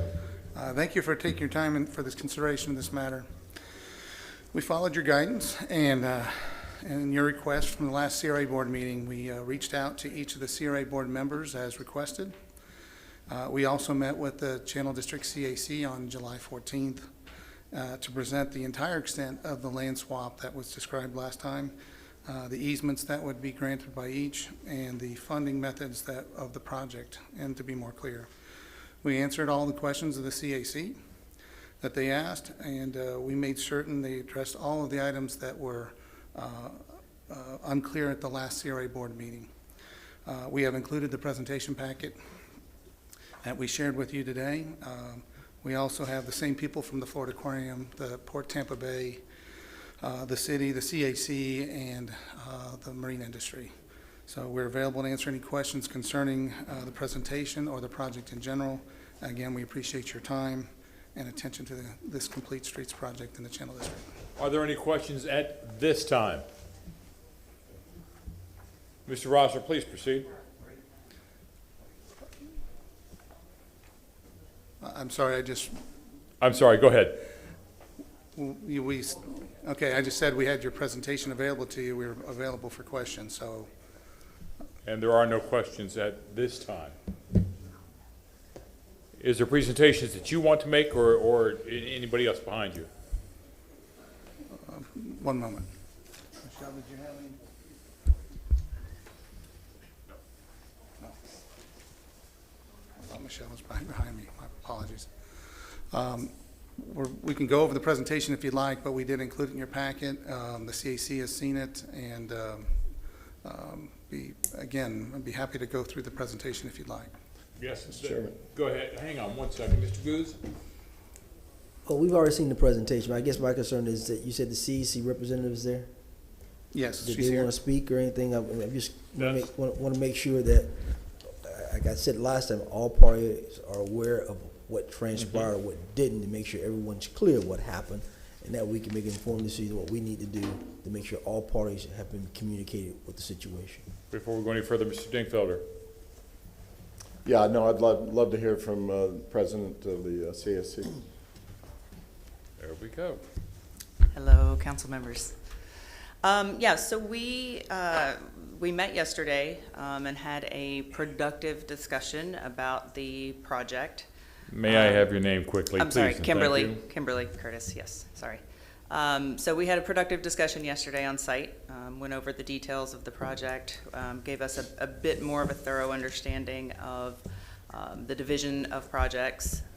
And I would like to say that the port did send 2 representatives to our CAC meeting last week, which gave us some confidence about their commitment to partnering with us going forward in the future on other projects and different things going on within the district. And your conclusion? And the outcome? We did not make a motion last week to take a new vote regarding the funding. So as it stands, as chairperson, I'm currently standing behind the members' vote. We still have some philosophical differences with the port regarding this particular issue and how things unfolded, but we are encouraged by their commitment to us to partner going forward. So you're not taking a stance other than what you had said last time? Correct. Thank you very much. Is there Thank anybody you. else that would like, Mr. Vieira? Thank you, Mr. Chairman, and I thank you guys for your presentation and all your time on this. You know, when I first began taking calls on this, you know, one of the big things that bothered me a lot on this was the perception by the hardworking members of our Channelside CAC that their voices weren't being heard. We had a unanimous vote on this. From my understanding, the CRA is giving about $8.5 million, the port's giving 3.6. The big issue is who's going to do that 1.6, and what's the necessity for that 1.6. But it appears to me, and ma'am, you can, I guess as the chair individual, you can speak to this. You know, does the board feel that the engagement with the port has been positive and productive, and giving you all the procedural deference that's required for your time? Sure. I do feel that they have taken more time since we did have the vote of no to the funding. I do feel like that they have stepped up and taken more time to come and engage with us since then. I don't, you know, like I said, we didn't make a motion last week for another vote, so our vote stands as it is. But, you know, they have now engaged with us twice, once at the meeting last week, which we were grateful that they came. And then again yesterday with Councilman Dingfelder and Rob and Michelle, and we all met out on site. So, you know, their continued engagement at this point is encouraging. Mm-hmm. And I see here in your report, it's alleged that additional changes to this project were a result of the port's concerns. Is that tailored to the 1.6 million? Can someone speak to that? I can do that. Thank you, Councilman Vieira. So I do have a presentation I can put up here that I just want a particular page. Can we turn on the Elmo, please?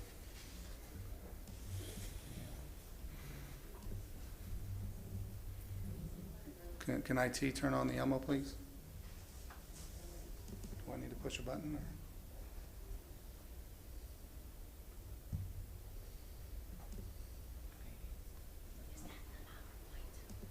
Yeah, can you pull the PowerPoint up and go? Oops, he switched it. Okay. All right, okay, so we have, the page is a little bit larger than the Elmo, but to describe what this project is that the commitments that are being made by both sides is that the Channelside Drive project is a total of $8.1 million, and that's with the green area that's above. The terminal is being taken care of by Port Tampa Bay, and their hard and soft costs are $2 million. And then the change order that we're requesting for this to increase the 8.1 million by 1.6 is for what's in the bluish purple. And that would be changes to the parking lot and the orientation of the driveways and all of the things that go along with that. And as we mentioned last time, this graphic wasn't available in the last presentation last month. And to make it a little more clear, we identified this by shading and sharing what numbers are being done. I think there was a lot of people who thought that we're paying for their stuff or they're paying for our stuff. We're all paying for our own pieces here, and this is, again, a request for additional funds for the change order to increase the price from 8.1 to 9.7 by the 1.6 to do this within the Channel District project. And if I may, Mr. Chair, and ma'am, do you agree with that assessment?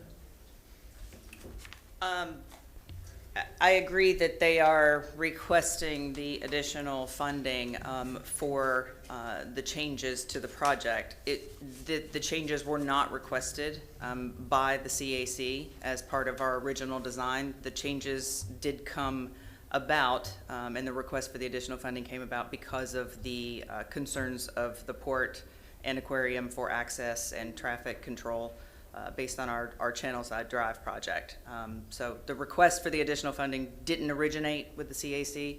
I think that was something that we made the point of last meeting, was that we didn't know that these discussions were taking place until it was brought to us at a meeting to make a vote for the additional funding. But we did not generate the request, no. And let me ask you, and if you can't answer this, ma'am, I don't want you to, but do you feel that when this unanimous vote was taken that the board had all the information that is presently available today? I'm not leading you in any way. If you can't answer it, don't, but I'm just inquiring. Based on the discussion at our meetings of our members, I do think that we had basically probably 95% of the information that we now have. I think there's just been a few other pieces of information that have come out. I don't think that any of the information that has come out since would have changed the vote of the committee. I think that it's just been maybe some small additional technical pieces of information. And again, like I said last meeting, we don't argue with the merits of the project. It's solely about the funding and the source and who pays for the change that was not requested by the CAC or the members of the community. Okay. So I don't think that the vote would have been different with the additional information that we have now, but again, that's just my opinion on that. Thank you, ma'am. Sure. And nothing further for now, Mr. Chairman. Councilman Carlson. Yeah, I just would like to give Mr. Klug from the port a chance to talk, and I think Bill Kuzmic may be there from the Maritime Industry Association. I think one of the problems here is that we're looking, as I understand anyway, we're looking at this from the back end of it. What happened is that, as I understand it, the city went in. The city has a policy to create complete streets throughout the city, which I think is a good thing. It makes it more pedestrian friendly, more bicycle friendly, and if you look at that area as a neighborhood, it makes sense to do complete streets there. But we have to be mindful that there's industry there that is vitally important to the past, present, future of our community that we need to protect. And so, as I understand it, the city planned the complete streets, and then the aquarium and the port found out after the fact. And so, once they found out, they said this is going to disrupt our flow. And so then the thing was reconfigured, and then the discussion about who would pay for it. And so it's not something the neighborhood would have asked for. But also, it's not like it was something that the port, the aquarium came up with either. They got hit because the city was planning complete streets. And if I describe that wrong, somebody please correct me. But maybe Mr. Klug and Mr. Kuzmic, if he's there, could weigh in a little bit. Thank you. Yes, thanks to you, Councilman. My name is Charles Klug. I'm the General Counsel for Port Tampa Bay, and we've been working on this for about 1.5 years or maybe 2 years, trying to look at the design, and we knew this could be impacting the port. We've been working with city staff, not with the CRA, CAC, and so we've been working directly with city staff about how to mitigate the impacts on not only the port with the cruise industry, but the Florida Aquarium and the Victory Ship. So we're trying to make sure we represent all those parties' interest in this. Unfortunately, on this matter, I think I looked at the minutes of the CAC. It had been mentioned several times going back to February of 2020, and several times since then that there was negotiations with the port, but didn't go into detail, is my understanding. So I think that's the CAC probably to understand the extent of what the changes were. But there were reports that, Mr. Rosner, that there were negotiations with the port. The port was concerned about this. It just came down at the last minute here where this total bill came up to pay for the improvements to the rest of that Florida Aquarium parking lot property. So just to restate, as I said last time, as far as the easement area that we were requesting from the city in exchange for the fee simple land exchange, we're paying for all the improvements on that, and it's going to be $2 million. It's the remainder of the lot that's a question today that the CRA money would be funding. So the port's paying the rolling way on this. But just to clarify what you're saying, yes, we were concerned about the impacts that Complete Streets would have on the port activities and also the activities of the Victory Ship and the aquarium. Thank you. Is Mr. Kuzmic still there, or did he leave? There he is. Okay, I see him. Good morning, council members. Bill Kuzmic, Port Tampa Maritime Industries Association, 705 Channelside Drive. I think what we've discussed as per last time, this is a tremendous project for the area. I think it needs to be done. I think the port community supports our Port Authority and that everything they've done to bend over backwards to make this project fit. I don't think they requested it. I think you see already the impacts of it as you drive the streets now. Changes have to be made. The more delays there are, the more chance that cruise industry does not come back to us. And that's certainly something that we're working hard as a port community to attract seasonal jobs, people that rely on those seasonal jobs. It's time to come together and make this happen. It is already having an impact the way the roadways are interacting with the area. You've seen some of the videos in meetings past, how the cruise ship traffic can really back things up, and I think this is an important project to move forward. I hope that answers your questions. I'll be standing by for more. Thank you. Any other questions? Councilman Miranda. Just a comment, Mr. Chairman. When you look at these things, we're not here discussing because we failed. It ain't the port, it ain't the aquarium, it ain't the CDC, it ain't the city. We're here because we were successful. If you look at it the other way, if there was a failure, none of us would be talking. This wouldn't be on the table because there would be no need to do anything. But when you have, from when this first started, the CRA, you had very little action at all. And all of a sudden it started one building, the next building, the next building, the sidewalk, this, the other, move this street, move that. The aquarium was already going. The port was already going. The people came in, and all of a sudden what do you have? Success that caused problems. That's what we're here for. It wasn't that you failed. There was some incidentals where one party did not maybe go to the meetings as far as attending the meetings. And that's, I received an email from them saying that they would be more active and the CAC and be part of the activities and at least going to the meetings and understanding what's happening, the feeling of people. That's what it's about. It's about the feelings and her feelings. I study body language. And right now that I'm a young lady that I'm looking at was not too happy. 5 minutes ago she was not too happy. And now I see her with at least a smile, so I'm happy to see that. And I see people smiling now. That's what life is all about. If you disagree and you smile, that's what you want. You come to an agreement. And that's what I'm looking at, and I'm so happy that I'm looking at all 5 of you, and at least you're looking with an intent of going forward. And that's what it's all about. Your cruise industry is going to come back, and when it comes back, it's going to be bigger than ever. Just today, this morning, I was looking at the department that handles the passports. There are 2 million passports past due. It may take 8 to 12 weeks for you to get your passport back. What does that tell you? Somebody wants to go somewhere, if not, they wouldn't apply for a passport. They don't have to come from New York to Florida. But if you're leaving from New York somewhere else or from Florida overseas, you need a passport. In my opinion, when I was young, I needed a passport to get out of Ybor City. But now what I'm trying to tell you is this is what life is all about. So I'm happy to see you all.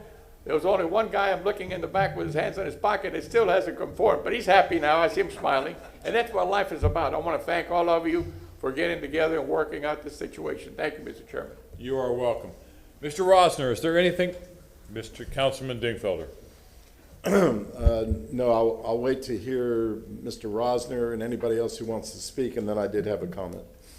Well, I just wanted to say thank you again, and like most design projects, if we were able to go with the exact first plan, first round, we would be amazing. But as projects get designed and we find out that there are more things to respond to, Many times, what we originally planned on is a little different than what actually gets built because we're addressing everybody's needs.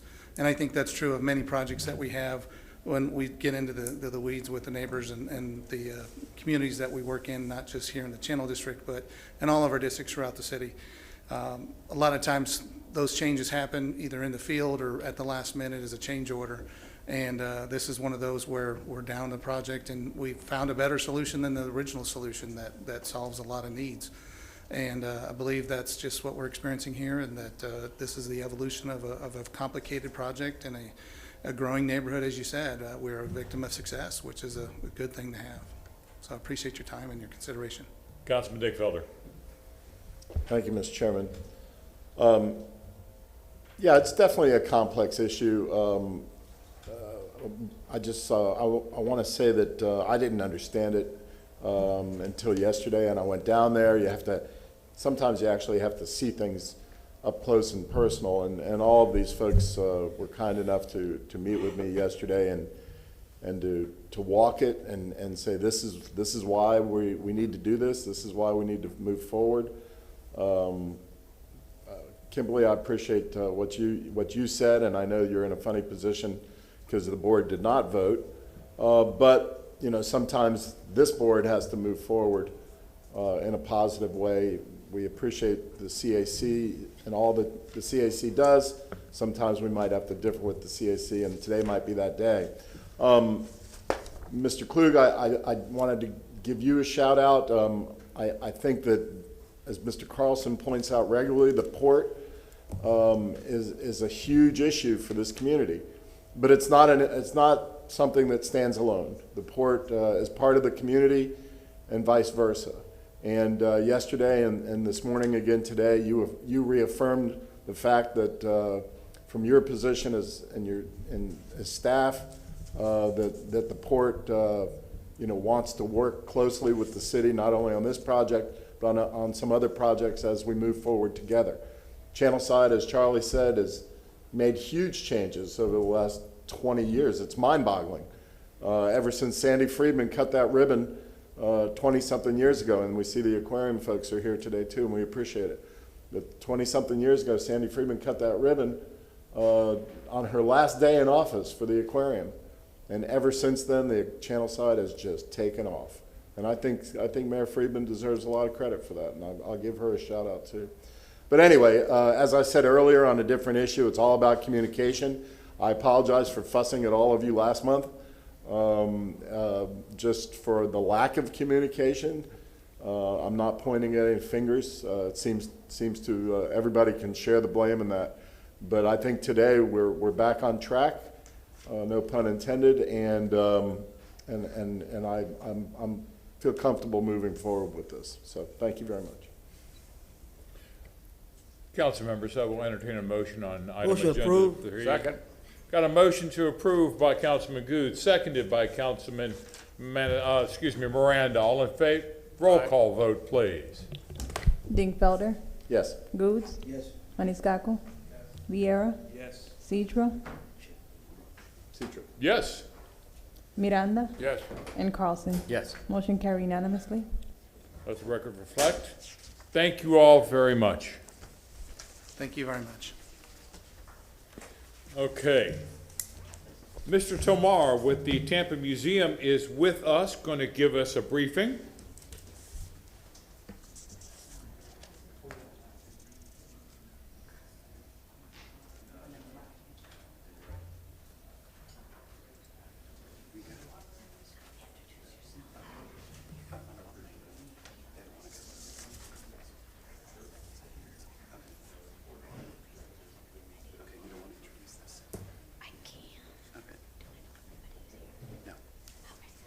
What do I do? Good morning. Michael Tomar here. Good morning, Mr. Tomar. Thank you for allowing me to present this morning. I'm really excited to share with you a wonderful project that the museum has been working on for the last 3.5 years. And we're at a point where we would love to partner with the CRA board and the CAC to make some great site redevelopment improvements to the area surrounding the Tampa Museum of Art. And I'd like to share with you that presentation now. Thank you. So we are hoping in the next 3 to 4 years to do a site redevelopment program that will cost approximately $12.5 million for the improvement of the land area that surrounds the Tampa Museum of Art for community experience and access. Could I have the next slide, please? Or actually, I'm managing this. There we go. So just a brief background that through a strategic planning process back in 2017 and followed by a full space analysis of the existing Tampa Museum of Art, a conceptual master plan was developed and approved by our board in 2019, and we began a centennial celebration renovation project on about 25,000 gross square feet within the existing envelope of the building.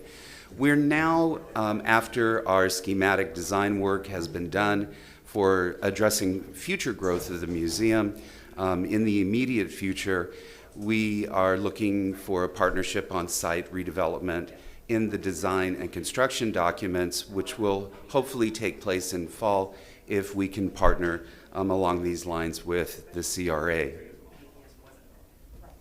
So it's a very large piece of land that we're talking about that exists to both the south, the west, and the north of the museum, extending itself all the way to Cass Street, aligning itself with the west side of Poe Garage, and taking a look at a fully integrated site with Curtis Hickson Park, as well as the dog park and the entrance of the Riverwalk from the north side, and for those that are traveling south to back to the Riverwalk after crossing the Cass Street intersection.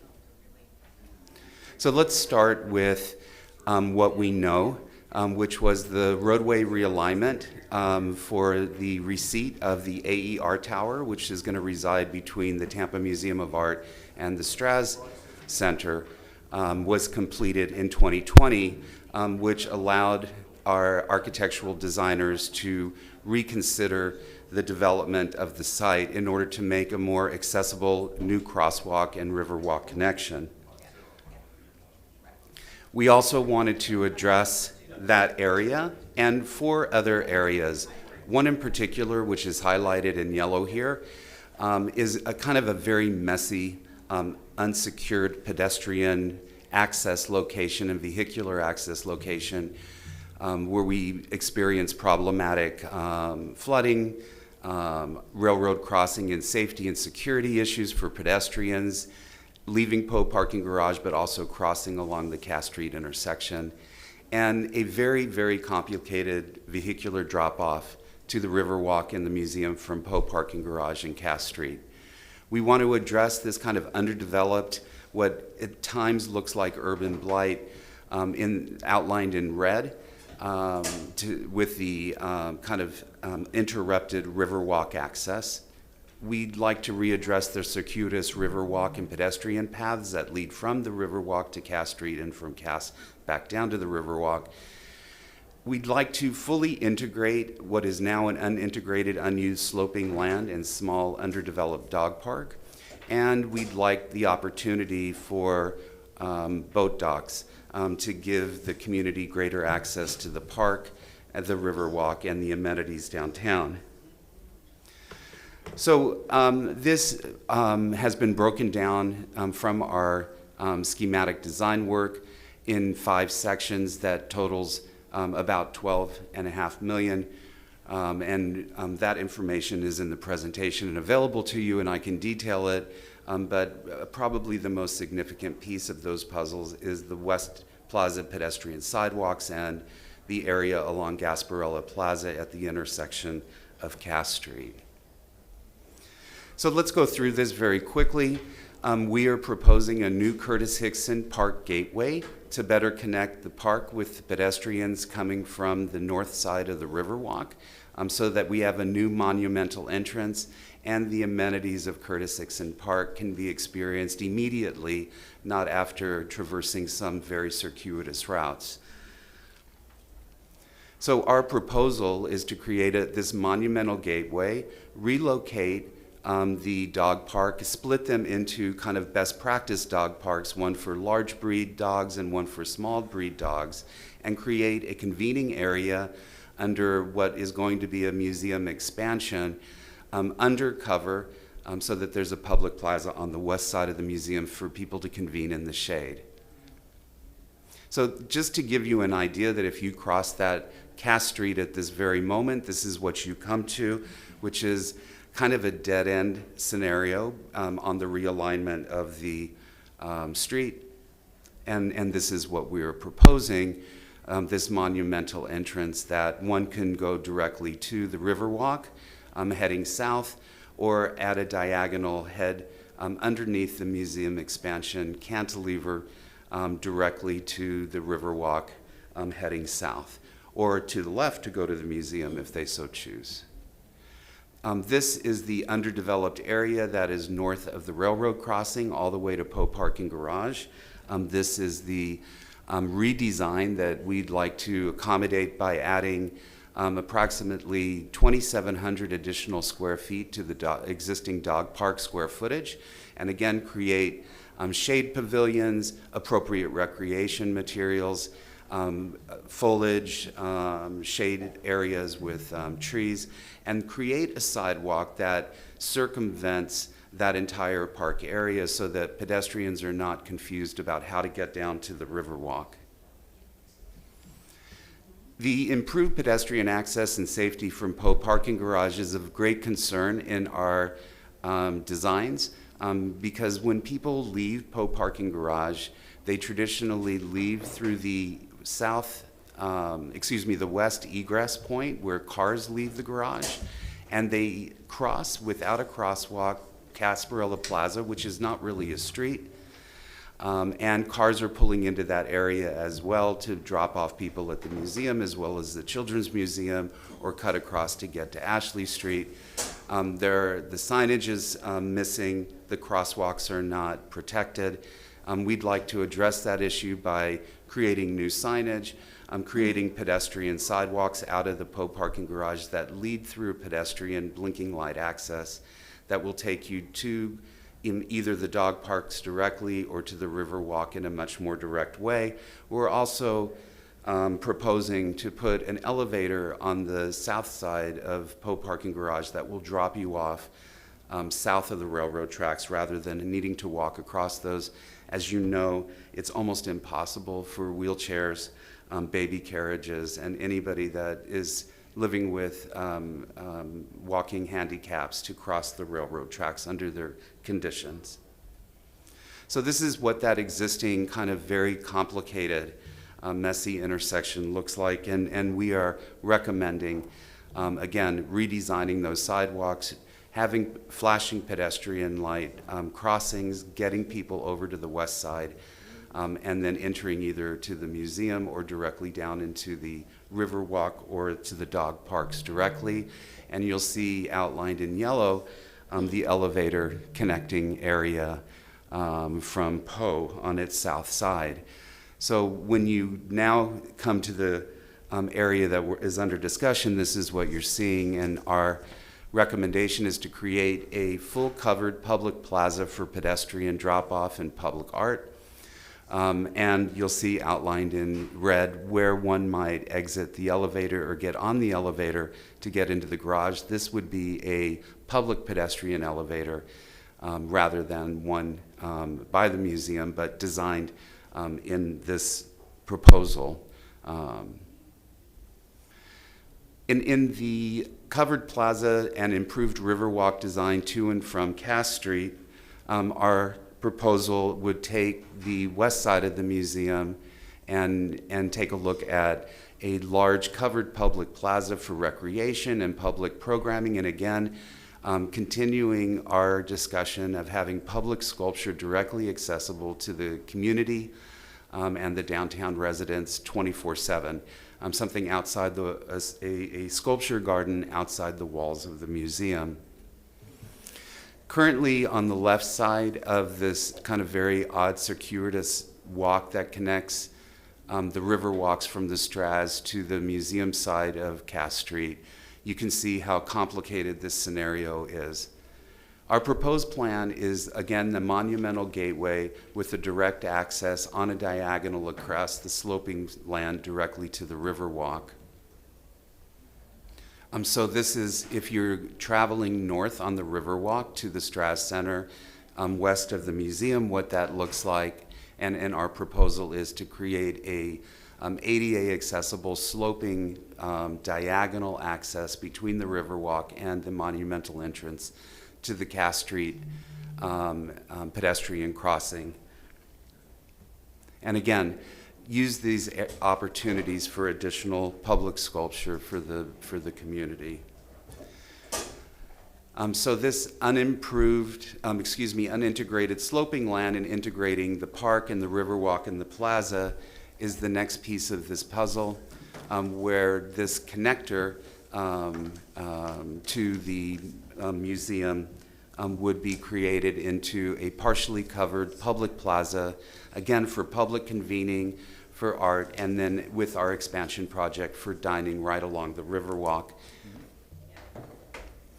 And finally, we would like to address having either floating or permanent boat docks so that people can enjoy from the water Curtis Hickson Park, the downtown amenities, and the museum should they come downtown by waterway. So we're proposing that location be just south of where the water taxi would otherwise drop off. So in closing, what I will tell you is that we are looking at a full redevelopment, but not alone in the downtown area. The Strass Center waterfront redevelopment area is circled. We know that the Modera Tampa apartment complex will be completed soon. The AER Tower will be coming out of the ground soon. There is another 34-story condo. All of this is happening within a 2-block radius of the Tampa Museum of Art, and we would like to work with the CRA to improve the land for better public access and usage for the residents of downtown and to our visitors that come to Tampa to enjoy the beautiful Riverwalk and the downtown amenities. Thank you very much. Thank you, Mr. Damar. Councilman Maniscalco. Thank you very much, Mr. Chairman. You know, you really can't put a value on these types of cultural assets because they're essentially priceless, because art is education, and that's something that is key. The gentleman already said that, you know, they are not alone in these types of expansions, because if you look at the Strass, you know, the significant investment there, right next door, the improvements that are necessary for the, not just for the public, for aesthetic purposes, but for the pedestrian safety. It's a very awkward piece of the Riverwalk where you have to twist and turn around to connect through railroad tracks to get to the Strass and to Curtis Hickson Park and whatnot. But this would address those issues, as well as, you know, the expansion of the museum. Not that we don't have a spotlight on Tampa, but, you know, a larger facility, I think, would garner the attention, not just nationwide, but worldwide, to bring larger, better, more significant, and more important exhibits. When you have exhibits that are of a grander scale, you have you know, increases in membership to the museum, increases in ticket sales to the museum, but it helps solidify our reputation as an arts city. That's something that I've always imagined, that we become an arts capital here in the, not just in the state of Florida, but in the Southeast in general. And the Tampa Museum of Art is certainly a very special place, with the Strass next door, with the Tampa Theater down the street, with the Photography Museum right around the corner, so on and so forth. This is just a piece to that puzzle, but it's a very significant and important piece, and I'm happy to support something like this because I understand the importance of it. Thank you. Councilman Goode. You know, I'm happy to support anything that brings a value. And I want to be able to support an endeavor. But recently we've had so many of our cultural asset programs have come to us for large amounts of money. And unfortunately, I've had calls from some downtown CRA representatives.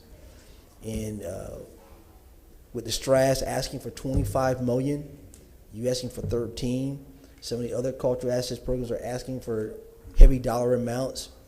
The CRA won't be able to carry that burden. when I look at the numbers, and I met with Ms. Van Loan in reference to that, to us to try to fund a lot of these huge, big projects alone, it would deplete the CRA. And other projects may need to come in these years to be funded. So I don't have an issue with putting dollars to these programs because they're needed to have a vibrant downtown. But I also think this board has to look at how we're going to distribute money to these different programs and have some type of policy, and also look at, is the county giving any dollars to this? How much money are they're raising outside donorship? This is going to be a complete partnership. If the Strass is asking for their next round of money and you're asking for that, and the Aquarium and other folks are asking for dollars at the same time. And I hate to say no to people, you know, and I don't want to say no, but I got to be realistic of how much dollars that we can give to everybody. And I'm just putting on the record, when I look at some of the things that the Strass are asking, I look at what you're asking. A lot of your stuff deals with infrastructure. When I look at the outside, some of the stuff the Strass has doesn't all deal with really infrastructure. We're trying to make it work where the CRE policies are. But I think we have to look at, gentlemen, how we're going to be able to help fund everybody, to give everybody a piece of the pie. The pie is only so big. And so I don't want people to think that we're going to be able to give this amount of money to everybody and then the CRA goes broke, because when you look at the ending fund balance, even with the Strass at this particular time, that fund balance will be very, very low, and you talk within a year, maybe two. So eventually I'm going to ask Ms. Vallone to come back to look at what we're talking about giving people, to really break down what we can actually truly give people. I really tell people the truth up front and come back and say we can't do that, or we can't give that commitment because we don't have enough because we've overspent over here to somebody. So I want to be able to be realistic to what we do. I think that whole Riverwalk situation, to where you've got it trying to join everybody together, it's a great thing to do. And I think the plan you have talks about that. I have some questions about some people's other plans, but again, I think we've got to have a little bit more conversation on how we can come up with policies to disperse money if we're going to do these type of cultural projects. You bet, Mr. Chairman. Councilman Vieira. Thank you, Mr. Chairman. And I also want to recognize our friend, I see former Commissioner. I was going to do that. I was I'm going sorry, to do that and ask her if she Commissioner wanted to have Mervin, any I'm sorry. comments. Former state And representative. she will be recognized. And a fine lady. I remember, it's funny, volunteering as an 18-year-old for her first campaign for State House and whatnot. So just kind of funny, but good to see you, ma'am. Good to see you, very much so. And I wanted to comment on that, if I may. Some of the remarks that were made. I remember when we met on this, and I told you what a grand vision it is, and it's a grand vision. And I said that I want to support it, and I still want to support it. But there are great concerns there with regards to, as Councilman Good said, who represents this area, the fund balance on the CRA and what that's going to cost us, $25 million from the Strat Center. You know, there are certain things that we want for this community, and the issue is, are we going to find the way to do it? And this is one of the things that I think we all want for our community, because it's really, really going to put us ahead. The challenge is going to be the monetary path to get there and whatnot, and putting forth such a great amount of money to this endeavor, which is a great endeavor, but as presently set, it does, like what we discussed a couple of weeks or months ago, it does beg some questions. It does beg some questions, and I think those questions are being asked today. So I think folks are supportive of your vision, but it begs questions with regards to the monetary path there. The fund left over on the CRA is certainly something we'd have to look at. So there's a lot of questions to be asked and answered. But one of the questions that shouldn't be asked is if this is a great big vision that is worthy of our support. It is, but the issue is to what level. And there's a lot of other questions that have to be asked. And I'm repeating myself, so I'm going to stop talking. Thank you, sir. Thank you very much.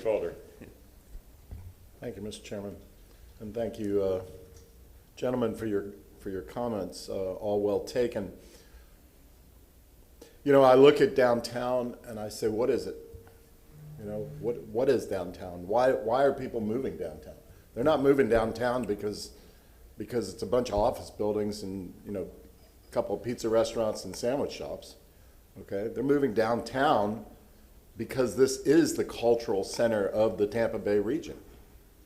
And it is because the Straws, because of the Tampa Museum of Art, because of the Tampa Theater, because of the aquarium, and all the other cultural assets that are downtown.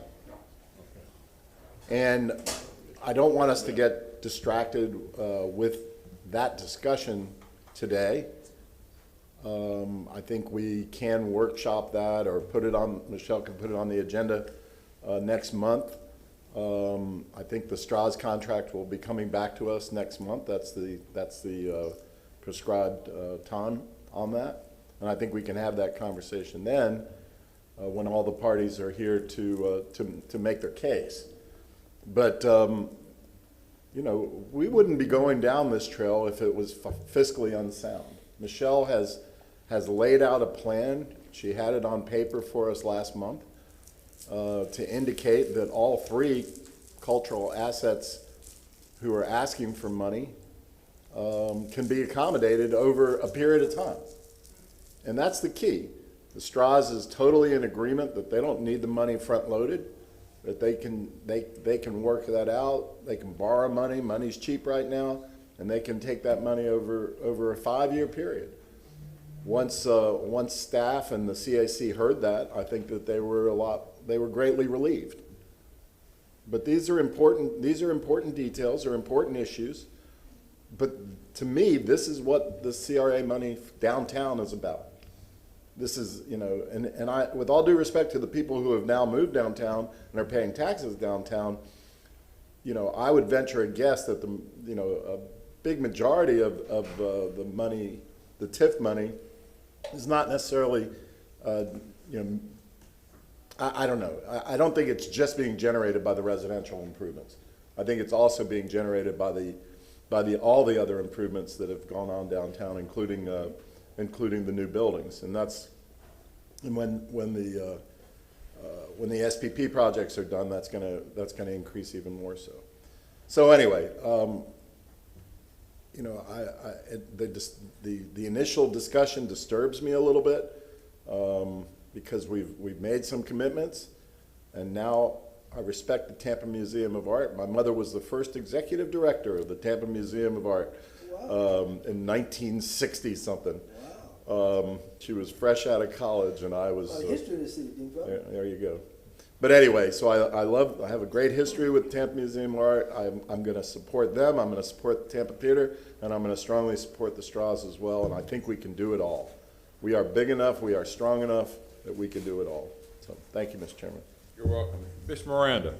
Just say thank you to the 1974 class of councils who saved the Tampa Theater. Thank you very much. Have a nice day. I think it was you. No, it was 7 of us. And it passed on a 4-3 vote. Wow. I knew you'd have the answer to that. I didn't say which way I was voting. I don't want to take credit for anything, you know me. Honorable Sandy Freeman, do you have a couple of words that you would like to share with us? Sandy Merman. Sandy Merman. Sandy Merman. You know, Buster Castellano and I always do the same thing to you. Miss Sandy Merman, I am so sorry. Oh, thank you, Mr. Chair, and all the council members. I appreciate your very kind words and really strong support for the arts, because that's what this is about. We are creating a very viable, vibrant arts district in downtown Tampa. And that's what we got to stay focused, keep our eyes on the prize, and it's going to happen for us because it's economic development. And the Museum of Art has done such a great job in raising private dollars going forward, and I think all the venues are worthy of the support and help us all move forward. So thank you all very, very much. Arts are very important to this community. Thank you. Thank you, Ms. Freeman. Merman, good God, Oh, brother, my I keep heavens. doing that. I am so sorry, Sandy. Forgive me, please. He's doing it on purpose, I think. If I may close this out, rumors. We always hear rumors, and I've been hearing from people that are saying, well, you're just going to give these entities money. And these people think that we're just going to give them money in one shot. And I've spoken with Straz, and I've spoken with Mr. Tamar here, and we can do this over time, over years. But members, let's not forget that the museum and the Straz are probably two of the biggest economic generators in that area.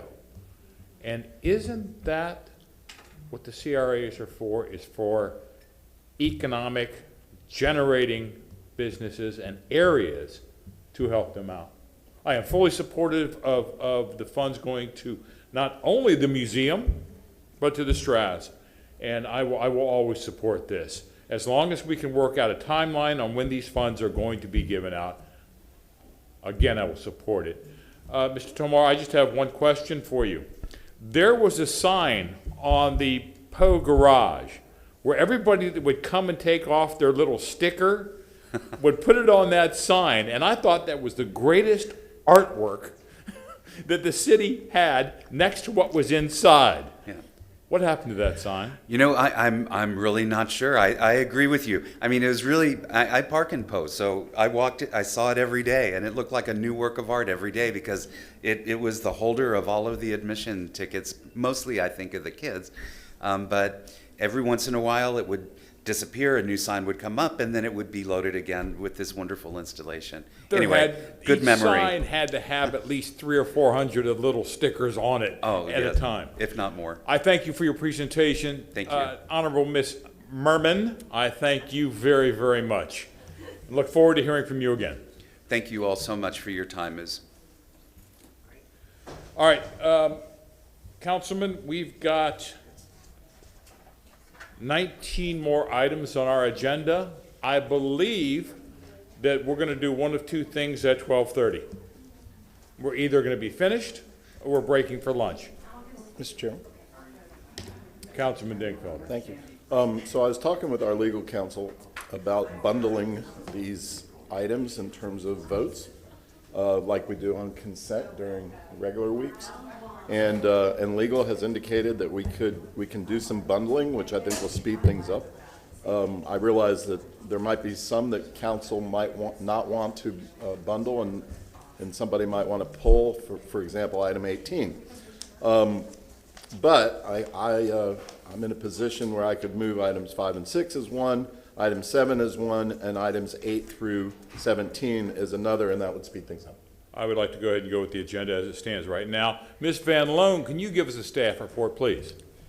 Yes, sir. Michelle Van Loan, Community Redevelopment Department.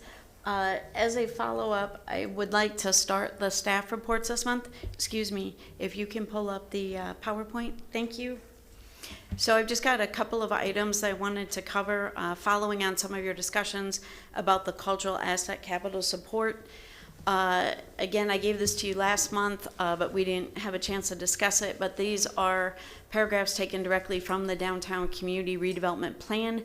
It does support a cultural arts district, and it lays out the importance, especially 20, 30 years ago, of the arts in redeveloping what was Curtis Hickson Park, the replacement of the convention center there, and the understanding and assumption of the powers that be at that time that arts would play a very important role to the redevelopment of the Curtis Hickson Park and that part of our downtown area.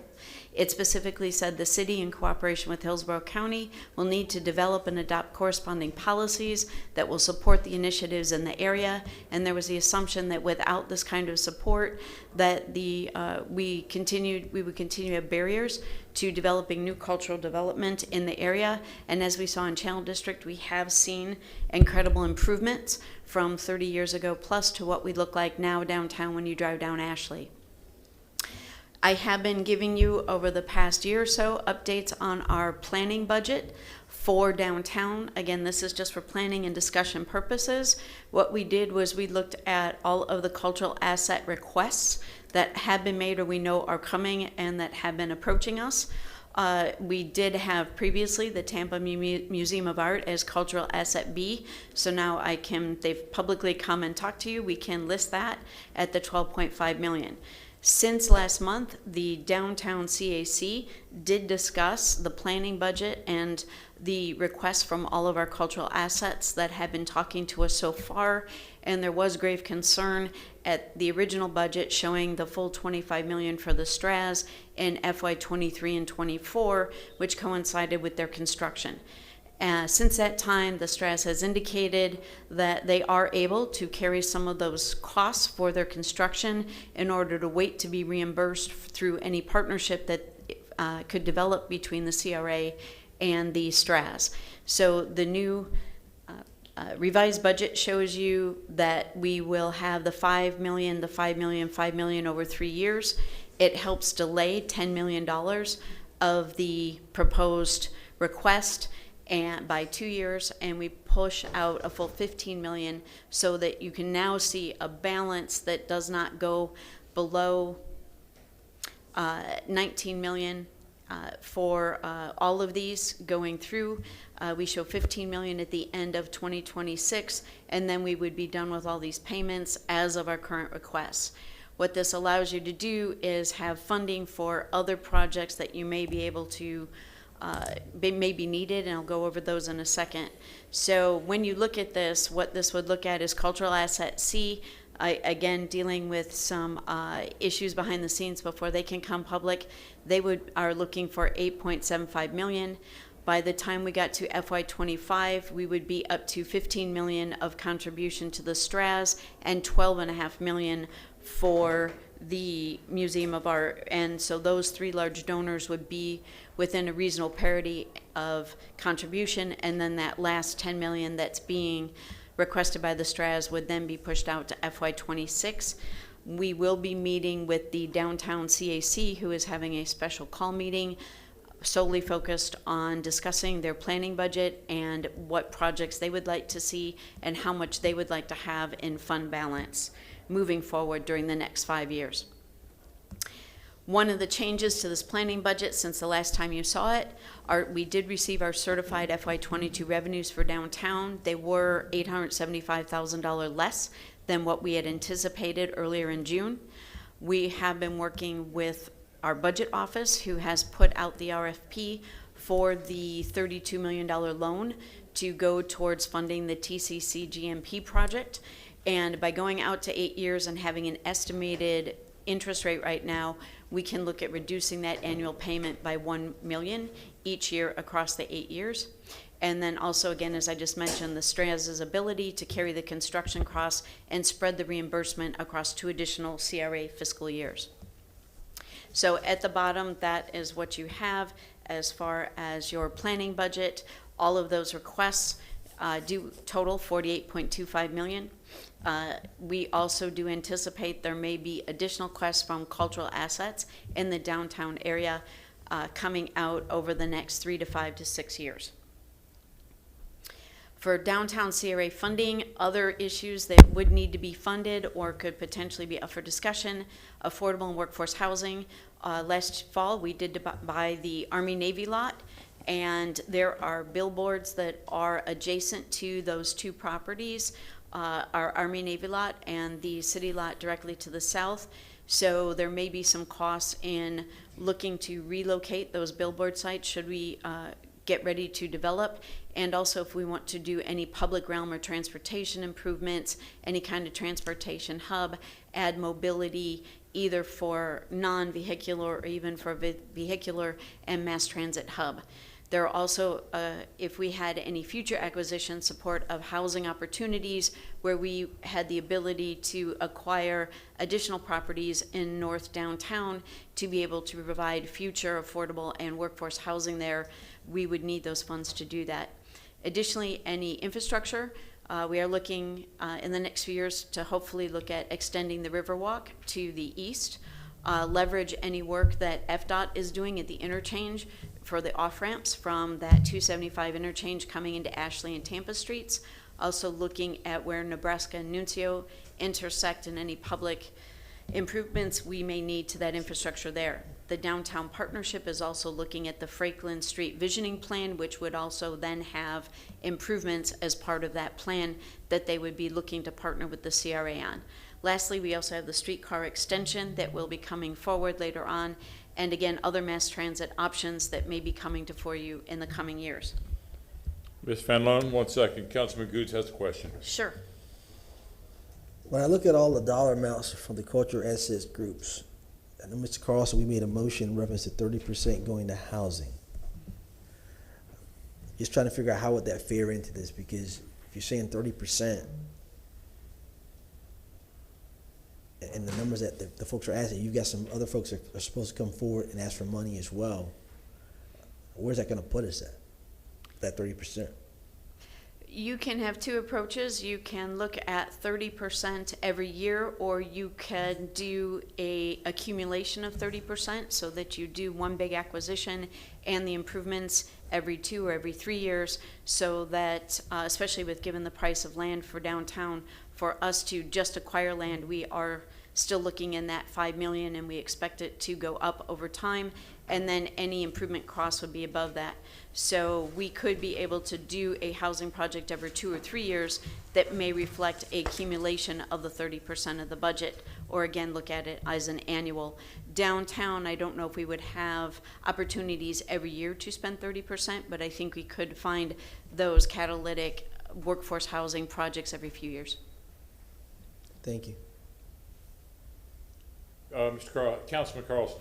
You know, along that line, one of the things I was thinking about is in some other districts, we've been criticized that members of the community feel that the money being spent by the CRA should have been spent by the city, and that the CRA is replacing things. And at some point, we might want to have a conversation with somebody from the city on some of these buckets, like affordable housing, to talk about how we can partner. The city also has an arts budget. I think it's very important to support the arts, and we have historic preservation on here. We have things like Union Station and Jackson House. You know, I and others have been pushing for the Jackson House for 6 years or more, and I thought the money was coming out of the city budget. If it's coming out of the CRA budget, somehow we have to find the money. We need to save it before it falls apart by itself. But we might want to have a discussion about, for example, Jackson House, is the city paying anything, or is the CRA paying all of it? And then on the others as well, what affordable housing, how does the CRA partner with the city on affordable housing? Thank you.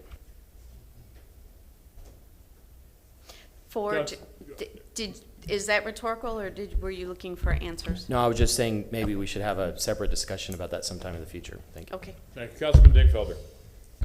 Thank you. I heard some mention about 30%. I'm not really sure what the origin of that is, and these needs do sort of go up and down over a period of time. Maybe if we have some goal of 30 or 40% over a 4 or 5 year period of time, maybe that would be the way to look at it. But the other thing I want to mention is that we're not, for anybody who's watching, they need to know that most of these structures, most of these buildings, most of this land is city-owned. Okay, the Strauss, I know for a fact, is a city-owned asset that we lease to the Performing Arts Center nonprofit for $1 a year, and they do a great job of running it. The same thing with Tampa Theater. Not most of that building is city-owned. So we are investing, we're reinvesting our tax dollars to make sure that these city-owned properties are not only maintained, but that we help run them in the most efficient and profitable way we can.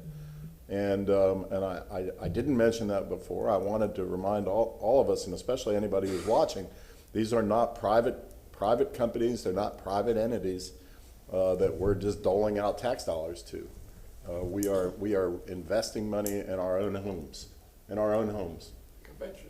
Convention center, same thing. And Councilman Goods, you mentioned the county. I know for a fact, because I've had discussions with the county in regard to Strauss at least, that the county said, okay, you know, the county always likes to wait and see what the city does first. And then they, you know, typically they're good sports and they follow suit.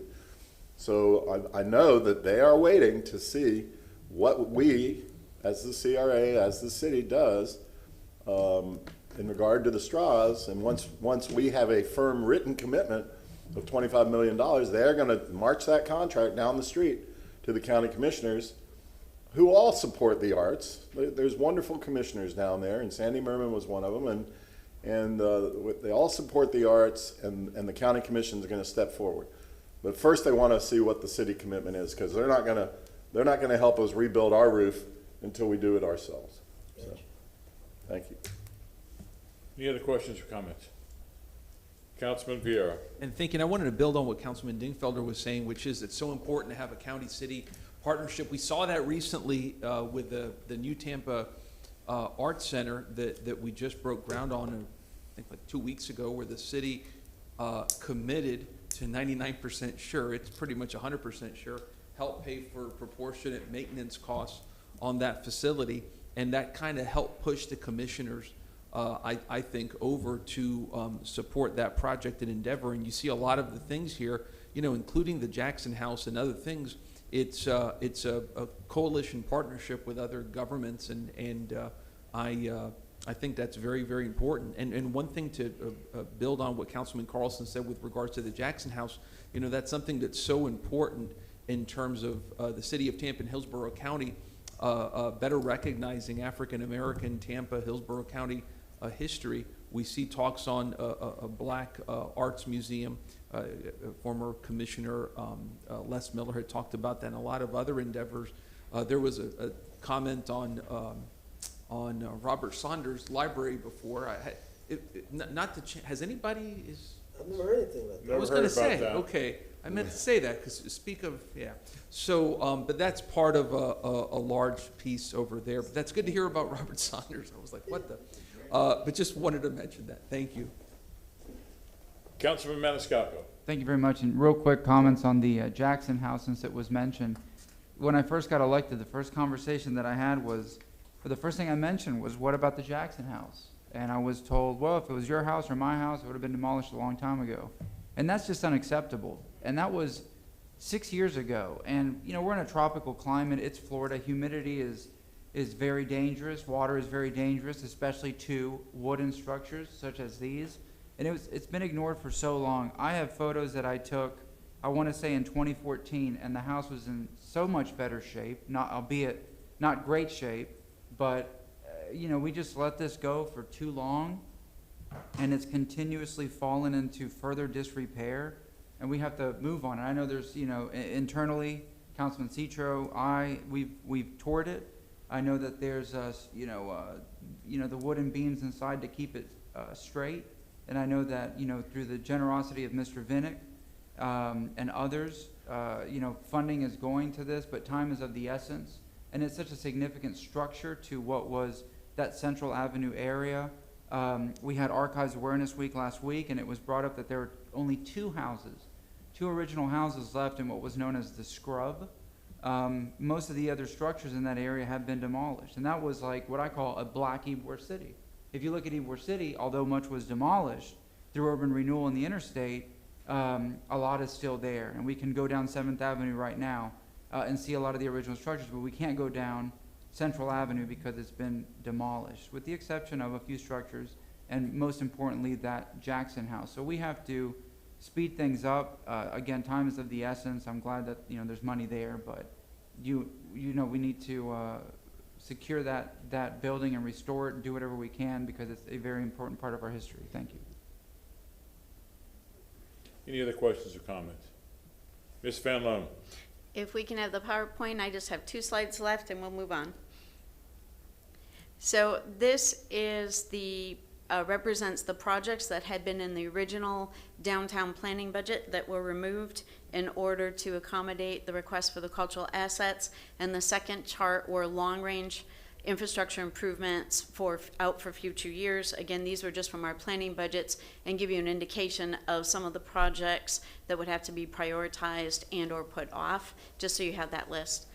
Lastly, we just want to bring it to your attention, we do expect future requests from other CRAs. This won't just be with downtown. Tampa Heights Riverfront is watching what's happening because they would like to add cultural assets as a priority for Tampa Heights Riverfront so that they can look for participation from the CRAs for galleries and or some sort of studios or educational centers based on the arts. The northeast part of downtown may also see a request. West Tampa has 2 potential cultural centers and or museums that may be coming up, and we are always seeing different types of galleries and art exhibits and arts installations in Ybor. So this will not just be for the downtown or one-time discussion.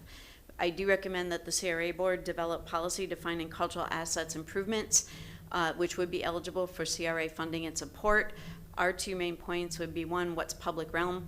This is what we traditionally think of, what's on the public right-of-way, what is on city land. For infrastructure, it would be accessed by the public, and the public access could not be limited. In other words, if someone helps build infrastructure like you saw mentioned by the Museum of Art, they would not then be able to go out and block off large sections of what they rebuilt and that we funded so that they could have private parties or events every weekend. And again, subject to any city uses where we have a standard permitting process for using our parks. The improvements should be for the benefit of the public utilizing the area. Again, examples will be parks, green space, any landscaping, hardscaping, public art, and public amenities for the use of the general public. Second, improvements for cultural activities for the CRA in downtown that is defined currently in your CRP as convention centers, theaters, galleries, and planetariums, which could be kind of cool. So that could be defined as performance space, which also could include your ancillary spaces, such as restrooms and lobbies that would be needed outside of performance space, any educational space or classrooms that are then for the purpose of performance type activities, any galleries, and then reviewing the budgets of any proposed improvements to make sure that they align. So that is just our staff recommendation for consideration by the CRA board. And that is all I have for the cultural assets part of my report. If it's okay, we'll move on to Ybor. At their meeting, at their subcommittee for the cultural arts this past week, they are now looking at their FY22 co-sponsorship for the events that they help to fund in Ybor. And the current program does state in that second bullet that the purpose is to assist events for 3 years to develop interest in and awareness of the event to become a self-sustaining annual event. So our issue is that in FY 2020, they did issue some sponsorship support of some events that did move forward. And as expected, those events did not have the kind of output and outcome and participation and attendance that is understandable during COVID. So we are asking for a 1 year, I'll refer to football terms as a bye year, that the few events that normally would have hit their 3rd year of funding in the 2020 sponsorship they received, that not be counted against them in their 3 years, and that those events would be allowed to apply now in FY 2020, and that would be their last year. So I'd just be asking for a motion from the board to allow the sponsorships in 2020 not to count against them for that 3-year max. Councilman, I will entertain a motion on that. Motion made by Councilman Mascacco, seconded by Councilman Miranda. Roll call vote, please. Carlson? Yes. Miranda? Yes. Citro? Yes. Viera? Yes. Maniscalco? Yes. Goode? Yes. And Dingfelder? Yes. Motion carried unanimously. Thank you. Thank you, sirs. One last slide on the budget process, what's coming up, if we can have the slide. So just to let you know, we are moving into our FY22 budget approval process. We do have on August 5th, we will be sending you all copies of the recommended draft budgets from the respective CACs. Then on August 19th, I'll be doing the actual budget presentation to address any questions you may have and formally present what those budget numbers are. We will schedule one-on-ones with all of you during the couple of weeks of August 9th through August 26th to go into more in-depth with you on those budgets and answer any of your questions. And then we would ask that we receive all comments back from CRA board members by Thursday, August 26th, so that we can then integrate them and update final budgets to be presented to you on September 9th for the budget adoption. So as I mentioned earlier, the August CRA board meeting agenda will be dedicated heavily to our discussions on the budget process. And that's it for my director's report. And with the board's approval, we would like to go to the approvals, and then time available will go back to the rest of the staff reports. Okay. Shall you say something about items number 5 and 6? We can even lump 5, 6, and 7. 5 and 6 are related. This is a tenant that is purchasing a property that received a facade grant. There is 8 months left on the 5-year term of the facade grant, and these two documents and resolutions allow the tenant to take over that agreement and for us to record a lien for the last 8 months of the 5-year term. So moved. Second. And you're lumping? All 5 and 6. 7. I would like to hear from Ms. Moore, but okay, we'll do 5, 6, and 7.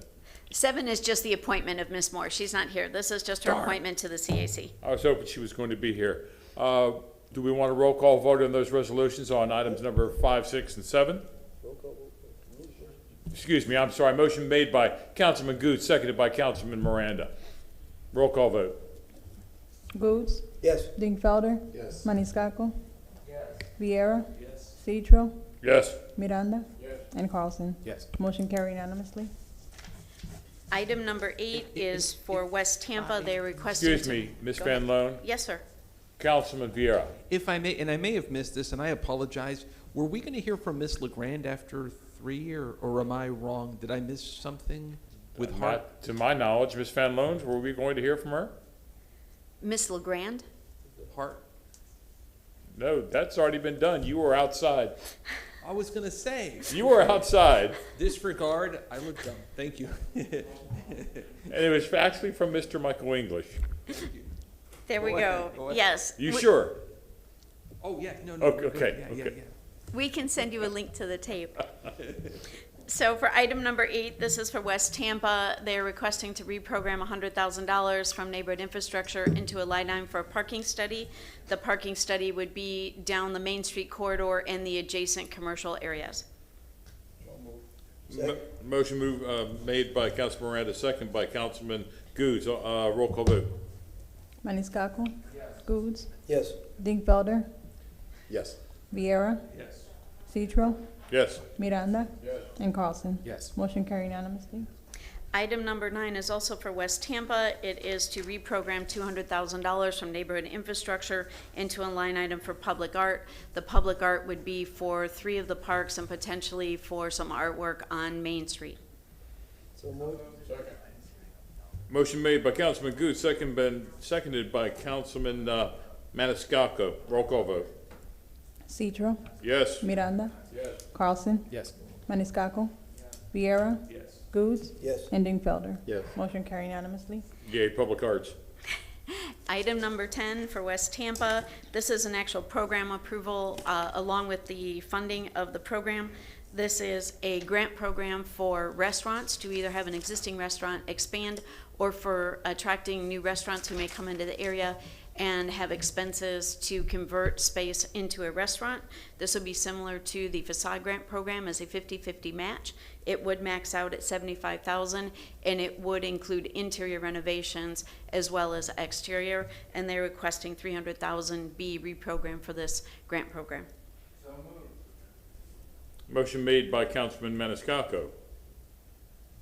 Again, Ms. Van Loan, I'm hearing some hesitation. This is for building owners that can't necessarily afford to redo the inside of their buildings so that these areas can be rented out. So what we're doing is a facade grant, or excuse me, a grant to help these owners so that these buildings or these parts of buildings can be rented out, so it will help the community.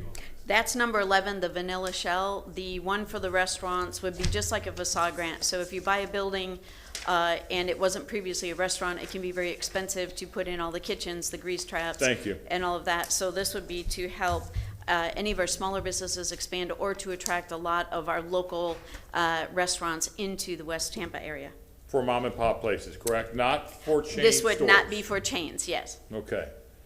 Still have a motion made by Councilman Maniscalco. Is there a second? Second. Second by Councilman. I don't mind voting for it, but I'm just gonna say that restaurants and all that, they have a very high record of not making it within 5 years. New ones. But I'll support it, that's what they want. Seconded by Councilman Dingfelder. Roll call vote. Viera, Yes. Citro, Yes. Miranda, Yes. Carlson, Yes. Dingfelder, Yes. Goods, and Maniscalco. Motion carried unanimously. Just to address the councilman's comment, if the business does fail, then there could be an opportunity for the next restaurant to come in with a rather new kitchen and a facility ready to move in. So we would hope that even if a business itself didn't make it, we would see a continuation of some sort of food establishment continuing at that structure. Number 11 is the Vanilla Shell that Chair Citro just talked about. This is a smaller grant for $25,000 per unit, up to 2 units, in case someone has a strip or there are 2 tenancies. This would be for if you have a space that has been sitting vacant for a while, it has deteriorated, it gets a little bit expensive to fix, or you have a tenant that left a space, maybe not in the greatest shape. It will help the building owner to bring the space up to make it more aesthetically pleasing, to help it get rented so that we don't have those vacant storefronts. And to help alleviate that, it is a $25,000 per unit, and they're requesting $300,000 to fund the program. So moved. Motion made by Councilman Good, seconded by Councilman Maniscalco. Roll call vote. Viera, Yes. Citro, Yes. Miranda, Yes. Carlson, Yes. Maniscalco, Goods, Yes. and Dingfelder. Yes. Motion carried unanimously. Item number 12 is the last West Tampa program. They are requesting $75,000 to be reprogrammed under a clean team. This is to continue to clean the alleys where we have had a lot of overgrowth, and the overgrowth then attracts the littering and the dumping and other unwanted human behaviors that happen in those alleyways. Once we clear the alleyways, it makes it a lot easier for neighborhood enhancement team to go through and do regular maintenance, and it would also include enhanced cleaning and maintenance of Main Street. So moved. Second. Motion made by Councilman Good, seconded by Councilman Miranda. Roll call vote. Miranda, Yes. Yes. Dingfelder, Yes. Goods, Yes. Maniscalco, Viera, and Citro. Yes. Motion carried unanimously. Items number 13, 14, 15, 16, and 17 are mostly all budget item cleanups where we're shifting money within line items, mostly for either the same purposes or to cover expenses that we incurred during the pandemic for things like microphones and our cameras and laptops to be able to run equipment off-site and hold items virtually. I am happy to answer any questions if anyone has on any of the individual ones, and if not, these could be approved in bulk. Any questions or comments for Ms. Van Loan? So move 13 through 17, Mr. Chair. Second. Motion has been made to move items 13 through 17 by Councilman Good, seconded by Councilman Dingfelder. All in favor? Excuse me, roll call vote. Dingfelder, Yes. Goods, Yes. Maniscalco, Viera, Citro, Yes. Miranda, and Carlson. Yes. Motion carried unanimously. Mr. Chair, before we get to number 18, I want to just go back a moment, if you mind me, please, sir. Yes, sir. When you look at the West Tampa CHC and look at the items that we have improved today, these items are all to help improve the growth of West Tampa. Alleyways, businesses. The TIF dollars do belong to the business owners as well, the property owners. And when I look at these small grants, and that's why I want you to hear this first and foremost, before Mr. Van Loan gets to number 18, because we've talked about, well, let me just go back, gentlemen. I had a long conversation with the mayor on Monday. Preach. A lunch. Preach. It's a great lunch. We talked about many issues. Housing was a big issue we talked about. As you know, I've been fighting for housing from day one, and the issues that we have focused on. I talked about the director for housing. We have an intern, but you know when you're an intern, you can't really do what you really want to do because you're the intern person. And Kayon's done a great job in that place. She's been out sick a little bit, but she's trying to do what she can. You know, I told the mayor, and we talked about when a person goes to our counseling or supposedly counseling course, and every week I send something to Kayon, and somebody saying, well, Miss Jones, Miss Jackson says that no one's reached back out. They haven't got to point B, C, D to get the house yet. They went to a class in hopes of getting a home, and no one has reached back out. Or that Ms. Vallone will talk about I won't use the word infight, but Ms. Vallone's going to bring a proposal in reference to the East Tampa project. And I did a little research about what we call our homeowner occupied rehab. And there's some challenges because, as you know, you've heard me times and again say we don't have enough people in our current housing division to get our current program and our current needs. And so to have a need that East Tampa really, really needs and have housing kind of handle that, I see it going nowhere because when I look at our current program, it's not really moving the needle. But then I had a robust conversation with Carol Post, maybe an hour and so on yesterday, in reference, and I see why housing doesn't want to feel that someone's overshadowing their house. Because if you do a program and you say you're going to do this and you send somebody to their house, and they're going to want that person to be kind of handling their house too. So what you do, listen carefully to the program that East Tampa was talking about. I had some concerns. I don't have an issue pertaining to exterior roofing. I have a problem with the process because a lot of councilmen don't know that the occupied rehab that the city has is really state and federal. And there's about 15 to 20 things that you gotta meet a criteria for, and that's why a lot of people can't get any help. Even if they're low income here, because when people see this process, they get so fearful. I'm never gonna be able to get all these documents things. The hell with it, I'm just not gonna do it. So I want you to listen carefully to the program. Not saying that we won't do this program. I won't support this program because I want to support interior roofing. And it may pass, but if it does, I'm going to put a motion to add some things to that down the road because I know it's going to work to move the needle. And with the program they have, I don't think it'll be a program, but it ain't going to get them that rub how they want it right now. It ain't going to happen because if our current program ain't rubbing it, how in the world can they be able to rub it? So I want us to look carefully at that. If it goes, great, but I know I'm going to have to add some things. And I talked to Carol Post about my idea, and she was kind of accepted to the idea I talked about. I talked to my man Brian because I submitted a list to our attorney to make sure we can do what I'm talking about doing. At the end of the day, the TIF money is our money, and we mandate how we want that done, this board, who will operate it. It's not city dollars in a general fund. So housing has nothing to do with how we want to run a program, per se, with our dollars, our idea how we want to do it. But I'll let Ms. Van Loan get into it because we've had that discussion. But for me,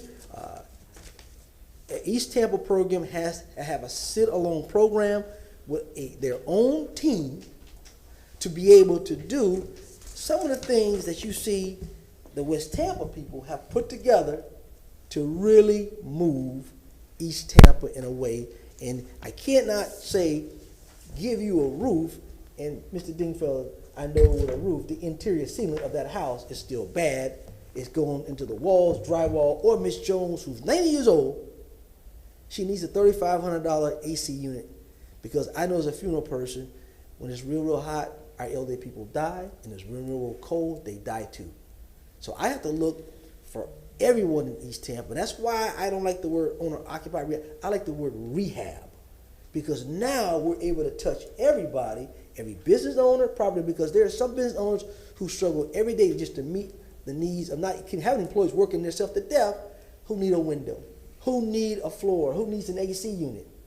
And we should have grants for those property owners as well because they're business owners, like Mr. Dingfelder said, when you look at the vast majority of that tax dollar isn't from residential in downtown, it's from those businesses.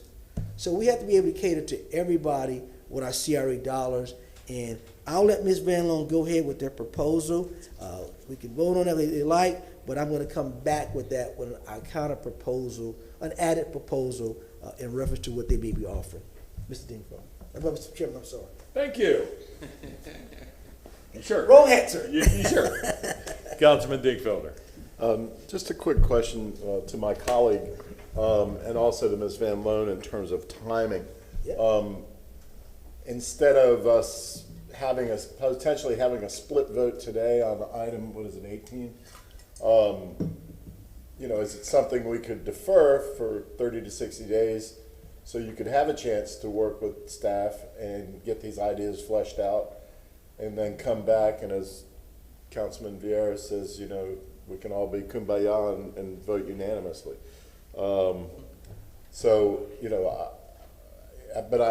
I don't know the timing on this. I don't know how critical this is. Michelle, do you have any input on that?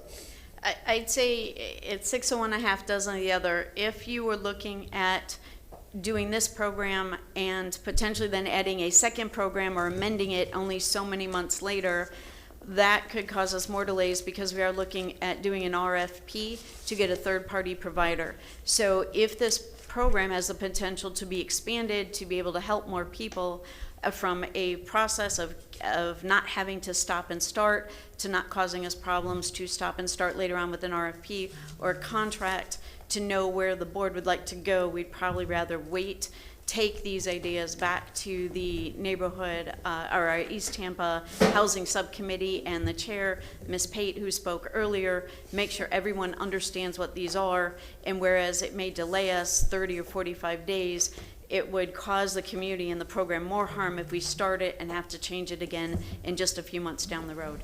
Mr. Chair. Councilman Goose. Ms. Vallone, if we approve what they're, and you need to go in and tell them what they want to be approved so the public can know right now what this proposal is, and then how long to get this moving. Let's start there if you would.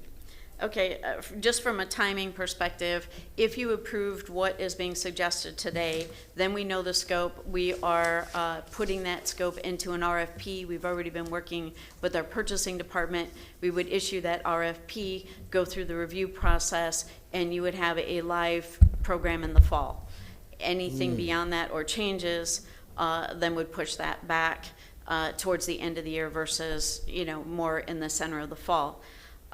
What this program is presenting is that it would be roof and exterior improvements. So it'd be a roof and your windows and doors, ADA, porches, as Ms. Pate mentioned, landscaping, if you have debris removal, that we can take care of some of those issues on the outside of the house along with the roof. It is aimed at a homeowner, owner occupied at 148% of AMI or less, and it would be up to $25,000 for each resident or homeowner. Criteria. Where's the criteria going? Is that going to come from a specialized we make, or is that going to come from the ACD criteria? No, the criteria was developed from the East Tampa Housing Subcommittee, and you all should have the full program. So if you do call it as a low income or moderate to low income, the criteria for the main part of the program to be eligible was that you were either applied for homestead or a homesteaded property, that you are 40% or below AMI, and that you agree to stay in your home for so many years afterwards, and it is a forgivable grant once you have met that term to stay in the home for so many years. I'm sorry, you finished? No, go ahead. I don't want to hold, because I know East Tampa is hungry right now, and I don't want to hold them up for that. So if this board wants to go through with that, I'll support it today. But I want you to know I'm going to put something back on the table, because I want something that look at generally rehab for everybody.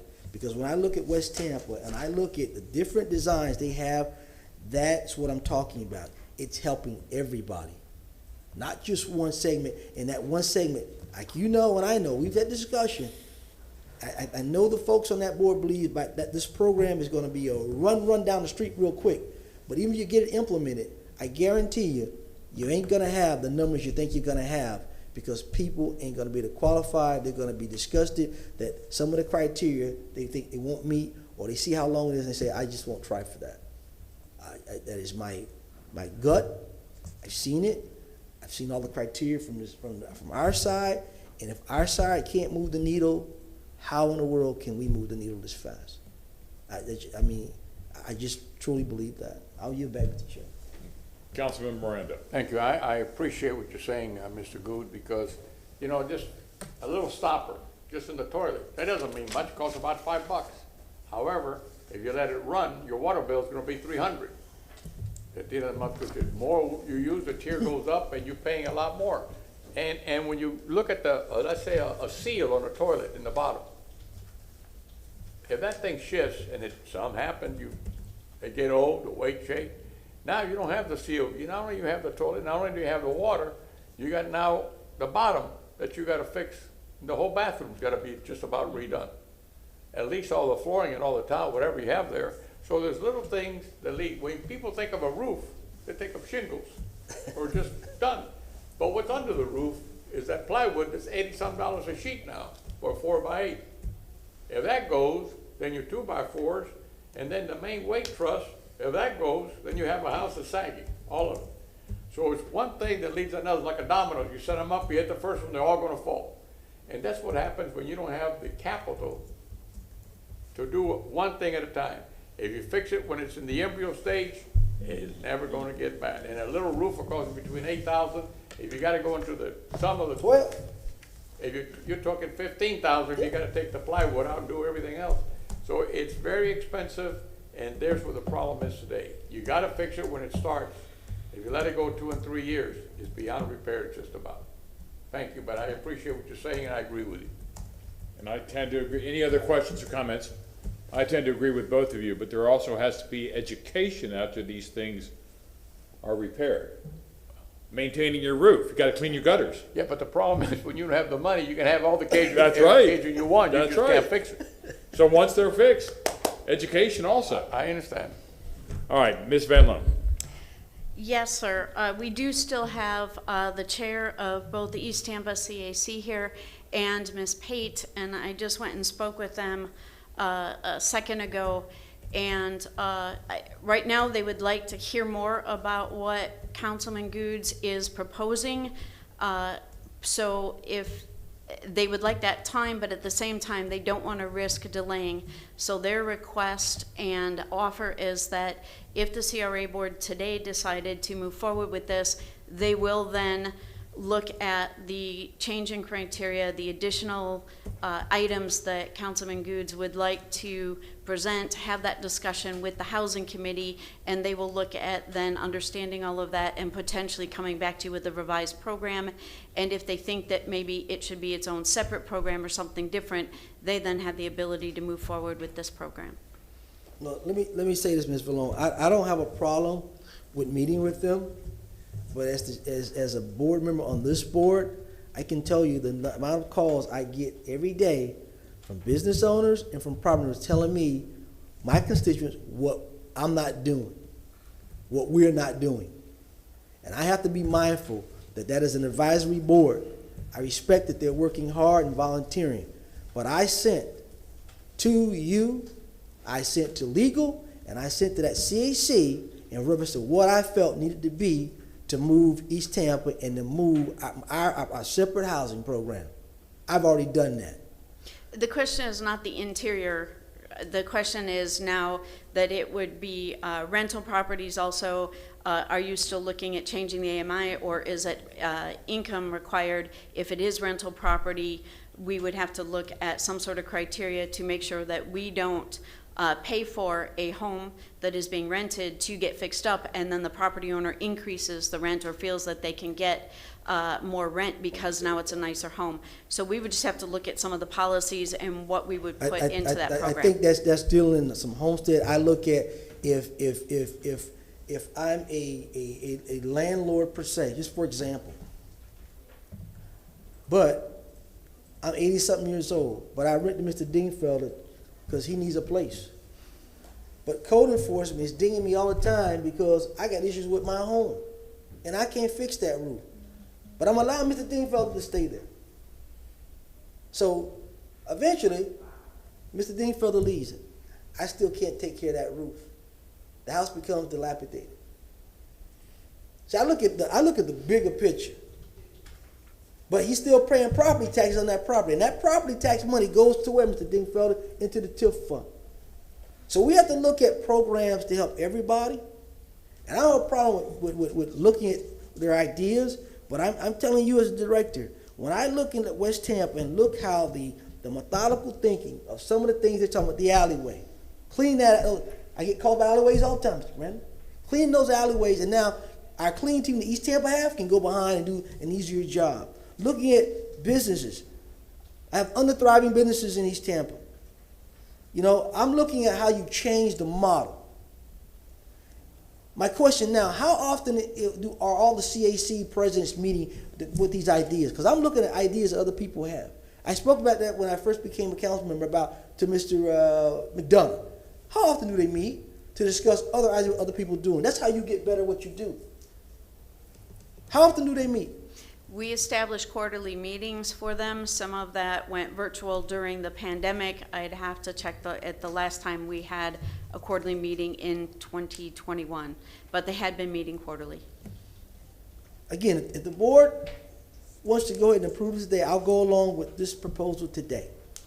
But I'm telling you, I'm going to come back and I'm looking for the word rehab only to reestablish some of these other ideas and then look at dealing holistically with the challenges that we have in small mini grants for those folks who have to jump through hoops.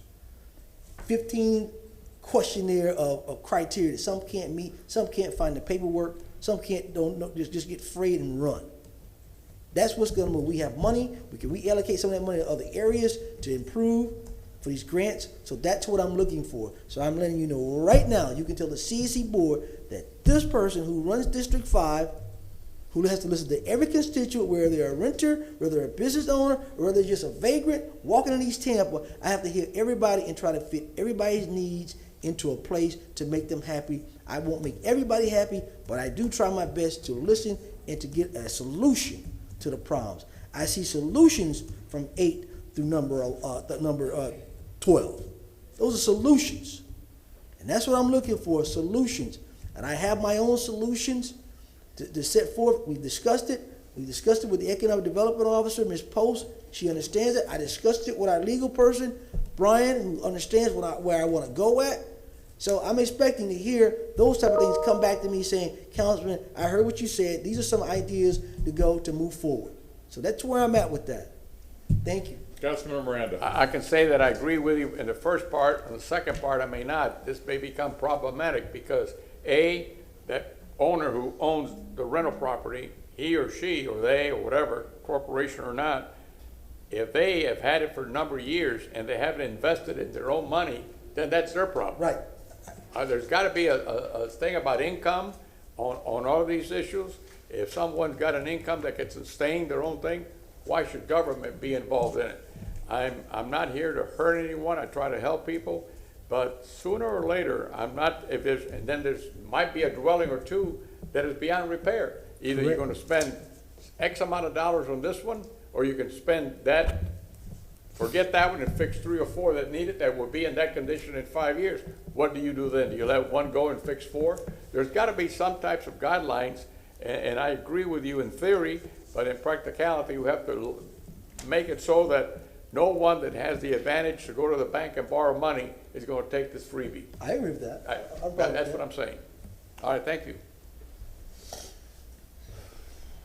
Mr. Chairman?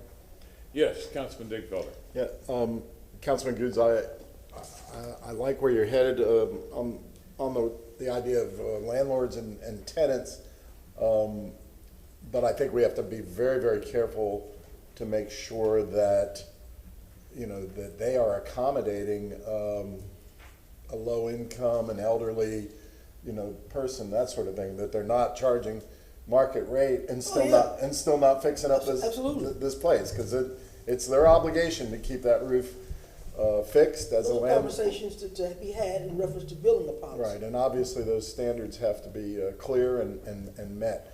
Otherwise, we look foolish. So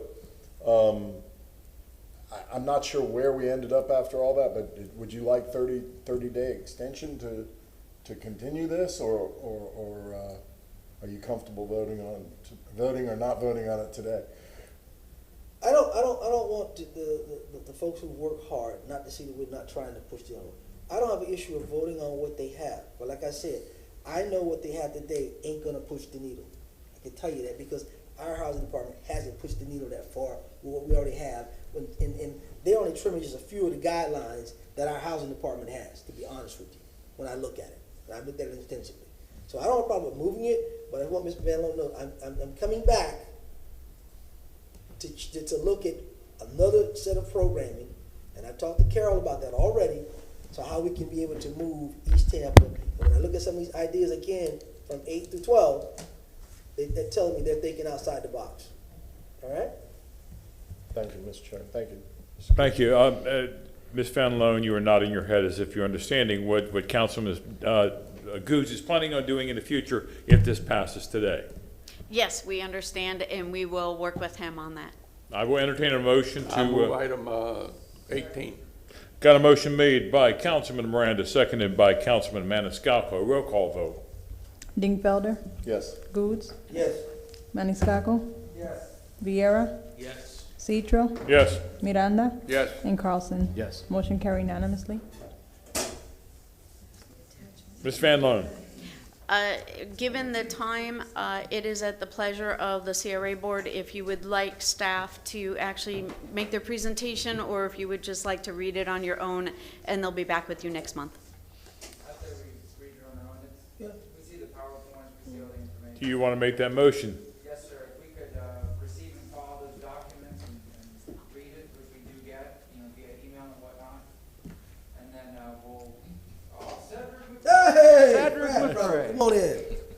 And then next month we'll go back to the regularly scheduled program. Do I have a second on that? Second. Motion made by Councilman Maniscalco, seconded by Councilman Miranda. Roll call vote. Goods, Yes. Dingfelder, Yes. Maniscalco, Yes. Vieira, Yes. Citro, Yes. Miranda, Yes. and Carlson. Yes. Motion carried unanimously. Ms. Van Loan, you were smiling from ear to ear, and I think I know the reason why. We have Cedric McRae here. Cedric, I think Ms. Van Loan wants to make an official announcement. Well, since we're skipping his first official monthly report, I did want to bring him up and let you all know, yes, he is on site, and just give him an opportunity to say hello. Good morning to the members of the CRA, Mr. Chair, and members assembled. Good to be back here at the City of Tampa, and looking forward to pushing that needle forward, as Councilman Goods just articulated for East Tampa. So thank you.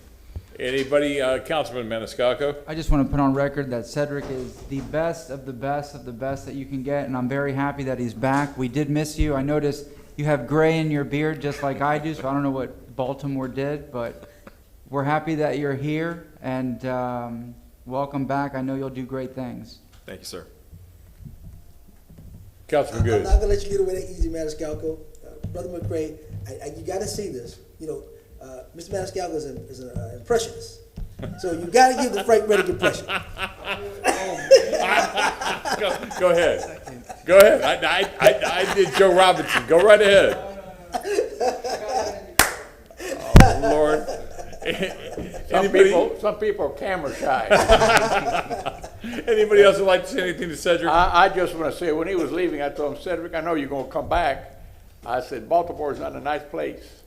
But he tried, he changed some things and make it better. It is better, and Baltimore's a great city. I'm only joking about that. And they have some of the finest medicals in the world. That's Johns Hopkins Hospital, and the facility Johns Hopkins has, and the buildings are larger than the island of Davis Island. It's just what the largest monies of any hospital is that comes in for, learn about things and how to solve our problems as human beings. Is they get more grants than any that I know of anyway, anywhere in the world. It's Johns Hopkins. But thank you to be back, and it's a pleasure to be with you, brother. You were my neighbor for many years, and I think you left because you had an argument with Mary. Only joking. Councilman Carlson. Yeah, Cedric, I said some of this a few weeks ago, but I loved working with you when you worked with Frank, and I was very sad, like the community was when you left. And I'm so excited that you're back and that you're here in a role where you can even have more of a difference. So I look forward to working with you. Thank you. Thank you, sir. Mr. Chairman.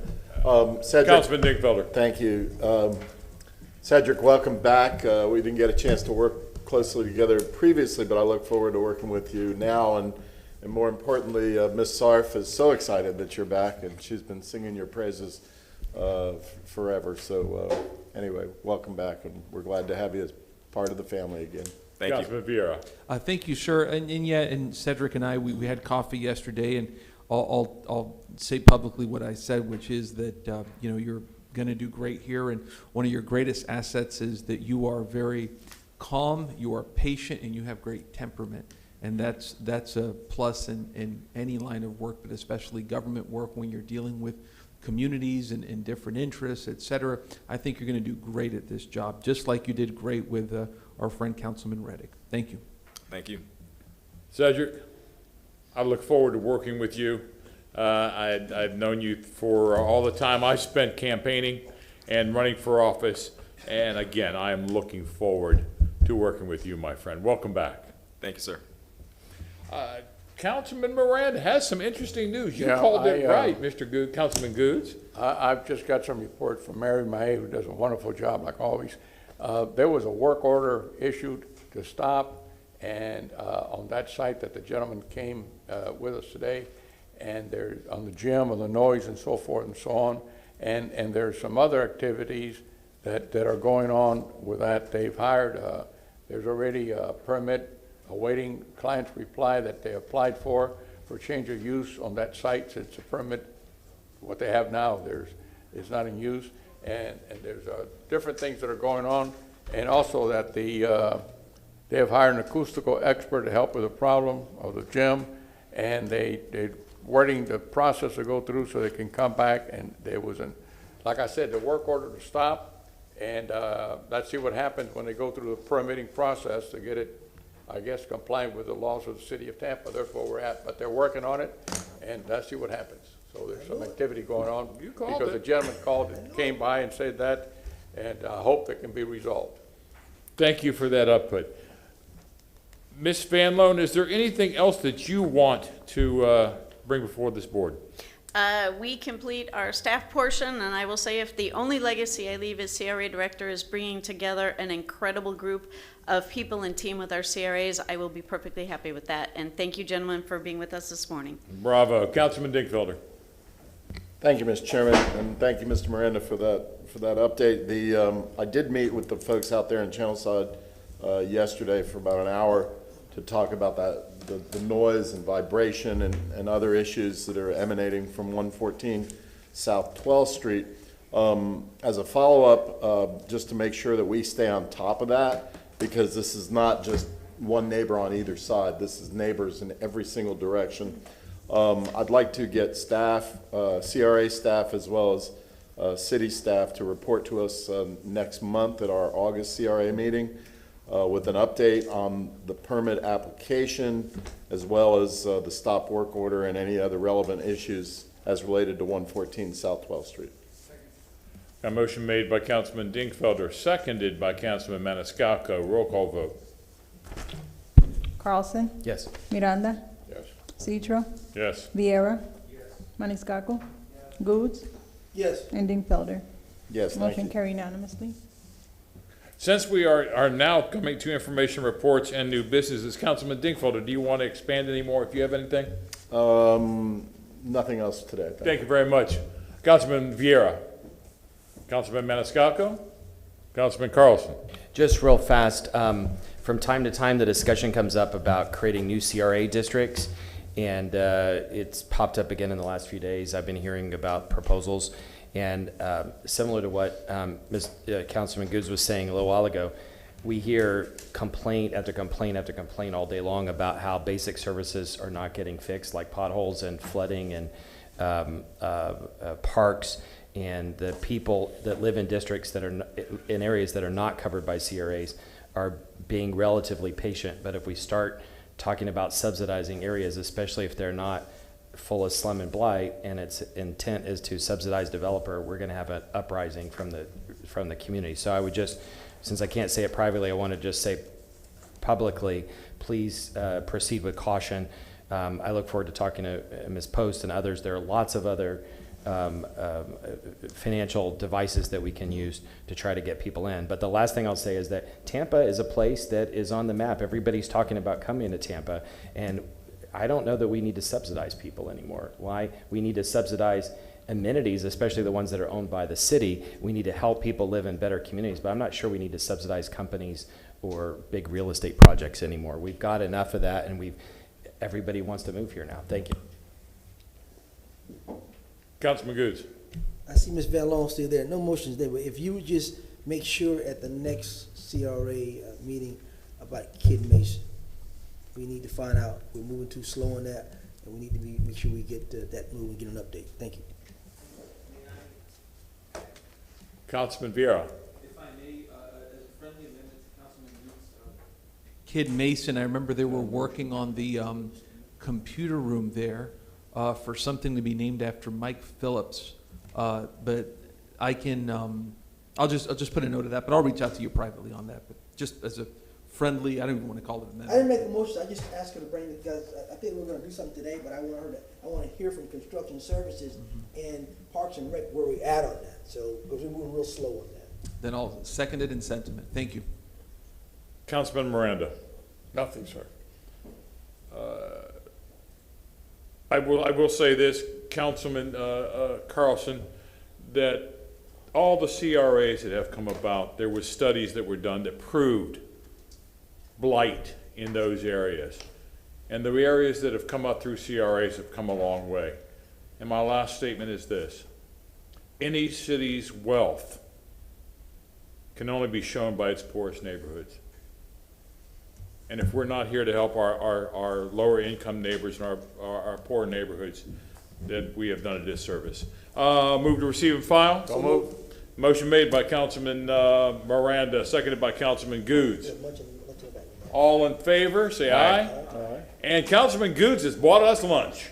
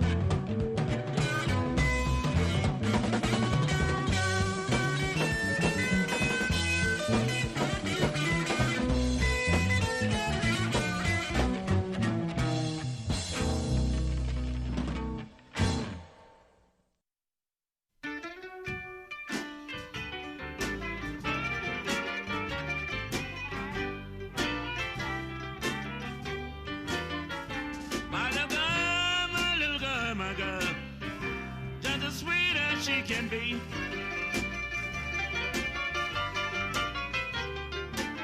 My little girl, just as sweet as she can be. Sometimes I wonder why didn't she write to me?